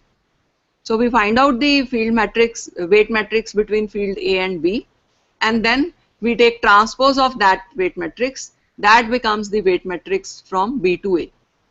So when we are to find the weight matrices between A and B and B and A, we only need to find one weight matrix and we take transpose of that weight matrix. That becomes the weight matrix for the reverse situation. So the method of finding the weight matrices remains the same. We will take input-output vector pairs one by one, and for each pair we will find the contribution of each pair to the weight matrix. Then we'll add the contribution of all the input-output pairs to get the final weight matrix. So let's take an example where we take two patterns. So two patterns means two pairs basically. Two pairs means two associations. One input-output vector and second input-output vector. So first input-output vector is x1, y1. So we want this heteroassociative memory to memorize the association between x1 and y1. That is one input-output vector pair. And the other input-output vector pair is x2, y2. So x1 is 1, 0, 0, 1 and y1 is 0, 1, 1. Similarly, x2 is 0, 1, 1, 0 and y2 is 1, 0, 1. So these are the two input-output vector pairs or two associations that we want the bidirectional associative memory to memorize. So to get the weight matrix, we again have to change the binary vectors into bipolar vectors. So x1 will become 1, minus 1, minus 1, 1. y1 will become minus 1, 1, 1. x2 will become minus 1, 1, 1, minus 1. And y2 will become 1, minus 1, 1. So in Hopfield network, what we were doing, the input vector was there in the binary form. We converted into its bipolar form. We took the transpose and then we multiplied the column vector with the row vector. There we did like that because the input and output vector was same. Now we have different input and output vectors. So what we will do is we will take transpose of the input vector and multiply it with the output vector. So to determine the weight matrix, we take transpose of x1. Transpose of x1 will be a column vector 1, minus 1, minus 1, 1. It is to be multiplied with the output vector y1, which is minus 1, 1, 1. So that will be the contribution of x1, y1 to the weight matrix. We have to add this to the contribution of x2, y2 to the weight matrix. So to find out the contribution of x2, y2 to the weight matrix, we have to repeat this procedure. We have to take transpose of x2. Transpose of x2 would be minus 1, 1, 1, minus 1. And then we have to multiply it with the output vector y2, which in the bipolar form is 1, minus 1, 1. So then we have to multiply, column vector with each element in the row. and then we have to add. So when we multiply 1 minus 1 minus 1 1, which is a column vector with minus 1, we will get the first column of the first matrix. When we multiply it with 1, we get the second column. When we multiply it with 1, we get the third column. Then similarly for x2, y2, when we multiply the column vector with the first element 1, we get the first column of the weight matrix. Then we multiply it with minus 1 to get the second column. We again multiply it with the third element to get the third column. And finally we add. So when we add, the weight matrix is minus 2, 2, 0, 2 minus 2, 0, 2 minus 2, 0, and minus 2, 2, 0. So when we are saying that these are our input-output vectors, what does it mean? How many neurons in field A and how many neurons in field B? The input, 3. So we will have 4 neurons in field A and 3 in field B, and the weight matrix between A and B would be given like this. Then we have to find out the weight matrix between B and A also. So that we will find by just simply taking transpose of this weight matrix. So when we take transpose of this weight matrix, we get WT. So again, you know, we can multiply the elements of these weight matrices by any scalar, and if we multiply the elements of these weight matrices by any scalar, then we can change the value from 2 to 3 or 4 and like that. So once we have found out the weight matrices, next step is to choose the thresholding function, because the weight matrices will help us in finding out the activation of each neuron, and from the activation function we have to find out the output of the neuron, and output of the neuron will be found by applying the thresholding function. So now we have defined the threshold functions for elements in field B as well as in A, and the thresholding function is that for the neurons in field B and in cycle J plus 1, you know, the output of the neuron will be 1 if the activation is greater than 0. It will be same as the previous value if the activation is 0, and it will be 0 if the activation is less than 0. So now we have defined 3 things. The output of the neuron will be 1 if activation is more than 0. It will be 0 if the activation is less than 0. But if the activation is 0, then it will remain unchanged. Whatever it was, it will remain the same. Similarly for neurons in field A, also we define the activation function in the same way. Activation, the thresholding function in cycle J plus 1 would be 1 if the activation is more than 0, would be 0 if the activation is less than 0, and will remain unchanged if the activation is 0. So Xi and Yj, they are basically the activations of neurons I and J in the input and output layer in field A and B, and the output Bj at time t refers to the output in the cycle t, and at t plus 1 it refers to the output in the cycle t plus 1. So now, using this weight matrix and thresholding function, if we take the input vector x1 as 1, 0, 0, 1, if it is represented to the input neurons, what would be the activations of the input neurons? We have to find out the dot product of the input vector, and first column of the weight matrix we have to take. You see there are 3 columns of the weight matrix. So first column will give us the first activation function.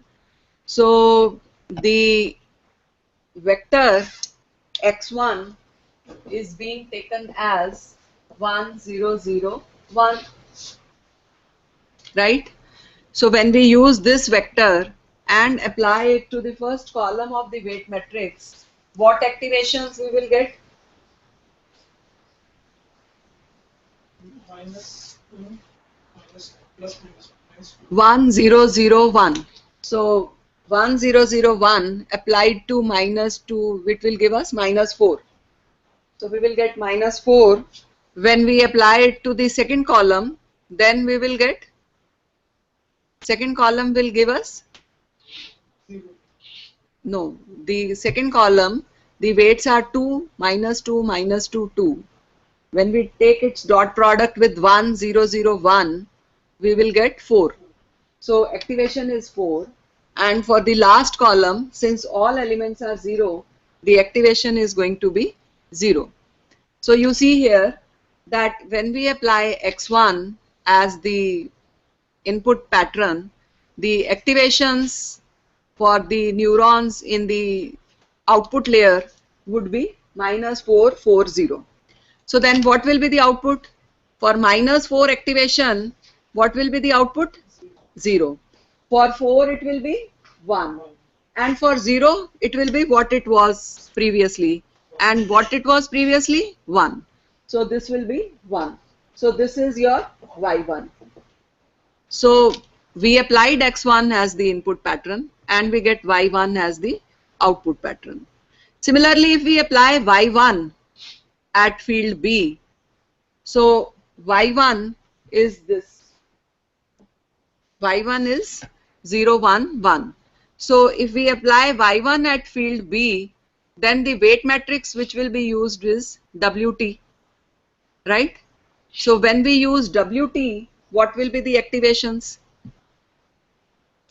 We have to apply y1 to the first column to get the first activation. So what will that be? When we, the transpose of the weight matrix, you can see there it is minus 2 2 0.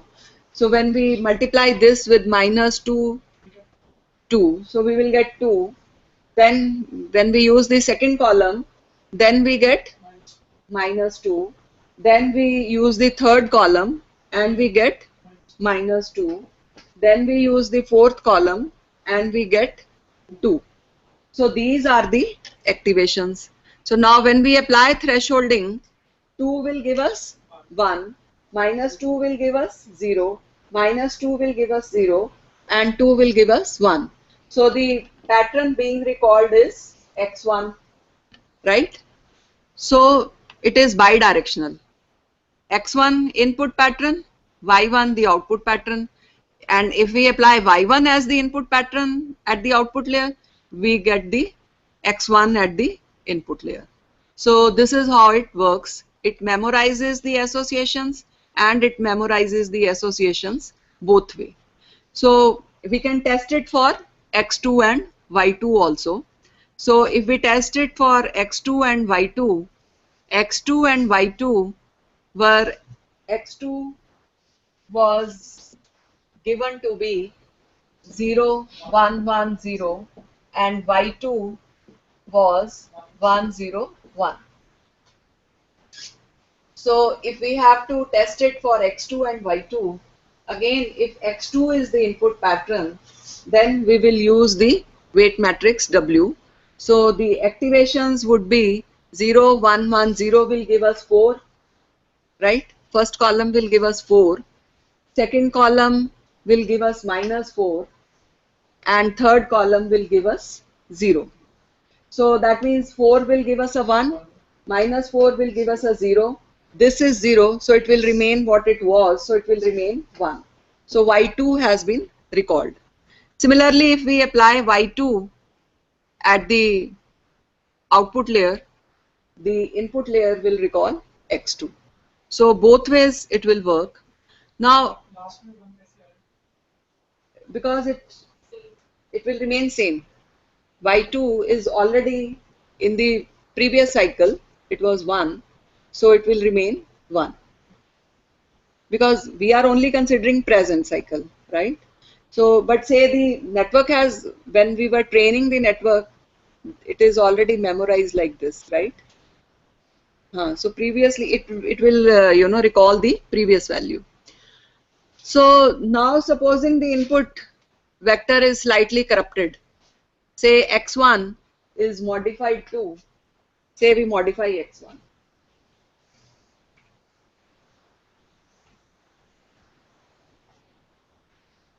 Say x1 is modified to 1011, then what will happen? So if we modify x1, then we have to modify the weight matrix also. So when we modify the weight matrix, we take bipolar vector 1 minus 1 1 1 and we find out the weight matrix, and we take the transpose to find out the weight matrix between field B and A. So now the input patterns are x1 is 1 0 1 1 and y1 is 0 1 1 and x2 is 0 1 1 0 and y2 is 1 0 1.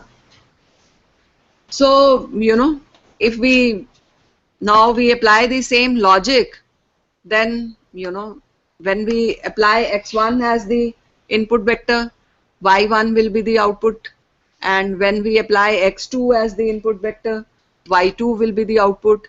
When we apply y1 as the input, y1 at the field B, we will get x1 at field A. When we apply y2 at field B, we will get x2 at field A.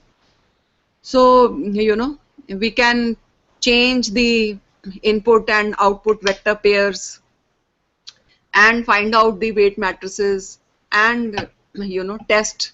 We can apply the input vector, we'll be able to recall the output vector. This method will work. No, once the network is trained, when it is trained, so if a noisy pattern comes, it will recall that. And bidirectional associative memories, since it memorizes the association between two patterns, it has wide number of applications. It can be used for predictions. It can be used for prediction of avalanches. In fact, there are softwares which have been developed based on bidirectional associative memories, which help school children. Like we have Bohr's table for elements. So we have the abbreviation for element and its mass number. So it can memorize the association between the abbreviation and the mass number. So if abbreviation is the input, the output will be the mass number. So it can memorize associations and can be used for a number of applications. So then last part of this associative memories is your fuzzy associative memory. So we not only have binary or bipolar associative memory, we can also have fuzzy associative memory.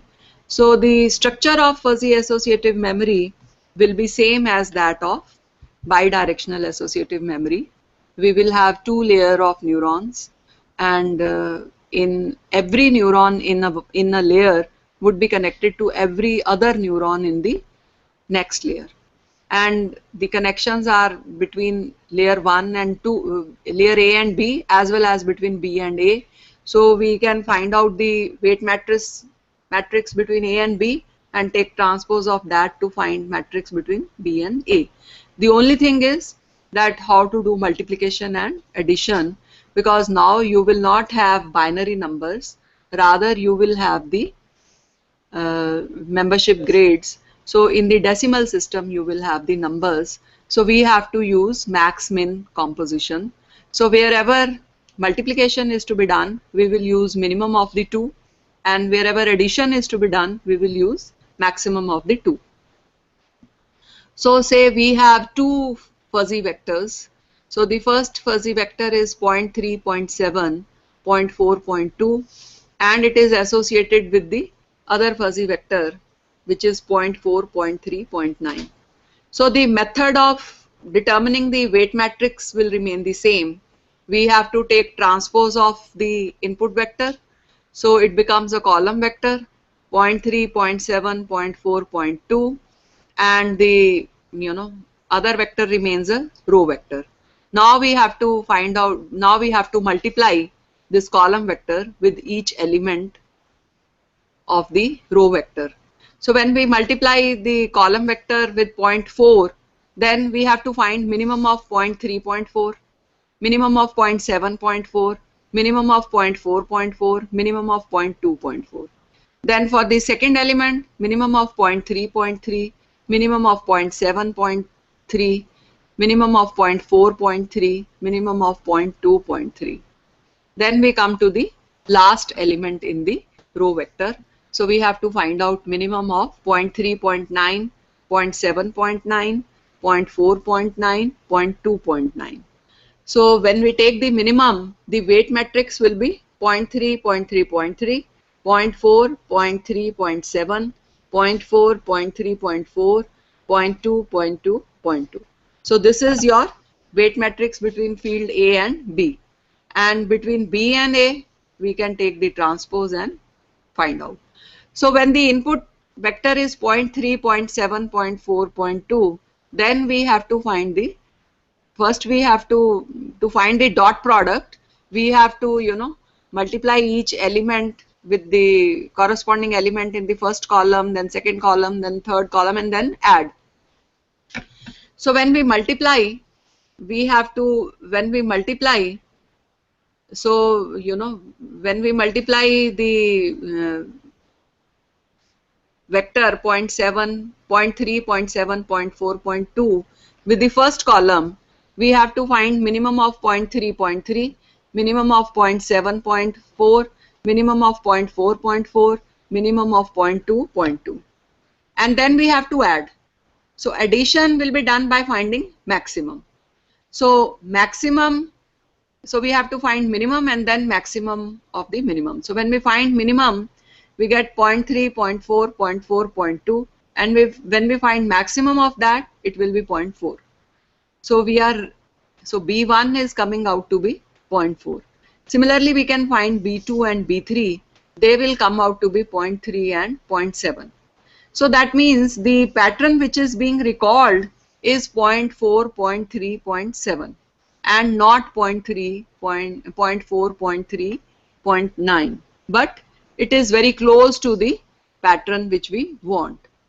So in the opposite direction, if 0.4, 0.3, 0.7 is the input vector for field B, then output vector for field A would be 0.3, 0.7, 0.4, 0.2.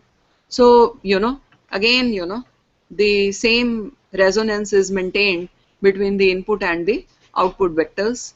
So it is able to recall the association between the input and the output vectors. So any questions?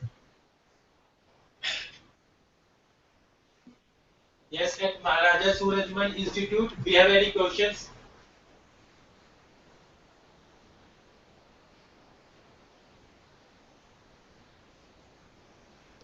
Hello, ma'am. Yeah. My question is, like this associative memory networks, they are applicable only for binary inputs. Can't we apply them on some real integer values also? See, that depends upon how you implement it on hardware. Like I have shown you the application of Hopfield network as analog to digital converter, where we are using operational amplifiers as neurons, and the input is analog and the output is binary. Binary. So, and if for FM, this last one, fuzzy, we are not using any activation function? Like we are using No, simple we are not composition using any thresholding. threshold value. Yeah, we are doing, we are by, when we So have it to is just multiply, Marx-Min find minimum of the two membership grades, and when we have to add, we find the maximum of the membership and grades. this is just Max-Min composition we are using. Yeah, maximum composition we are using, and in fact, for many applications, we can have fuzzy rule base on which this max-min composition is applied to solve the problems. Okay, thank you, ma'am. Okay. Yes, ma'am. Any other questions?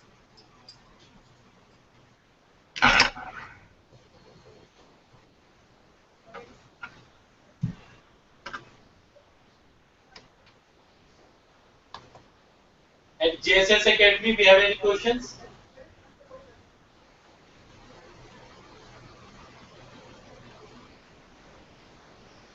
ठीक है. Right. Ma'am, can you come nearby to the system?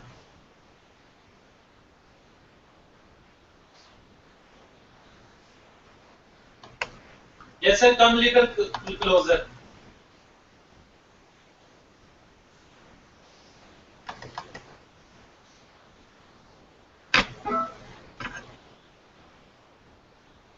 Hello. Yes, sir. Audible now? Yes, sir. Ma'am, why we are taking threshold value always 0? If we are comparing all the values by 0 reference only. By? From 0 only we are comparing all the values. Threshold value why you have taken? Threshold is taken as 0, but see, since we are using binary system, right?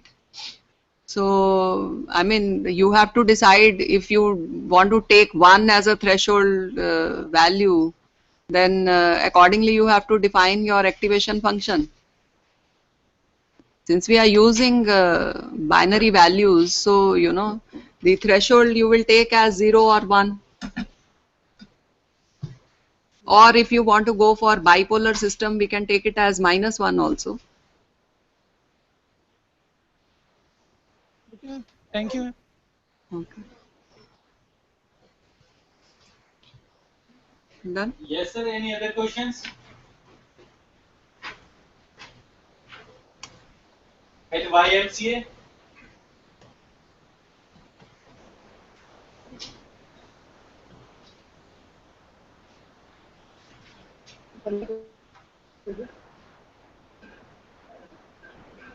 Yes, ma'am, you are audible.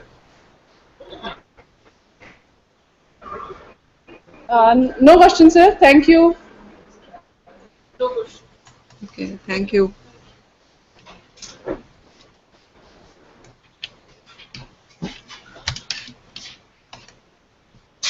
Okay.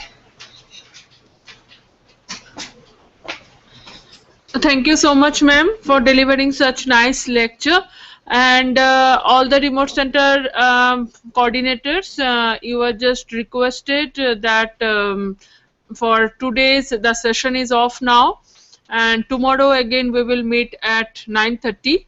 And tomorrow I'll take class on ART, and after that we'll do some research problems on MATLAB. And in the afternoon half, we will give an introduction of some optimization algorithm. Thank you so much.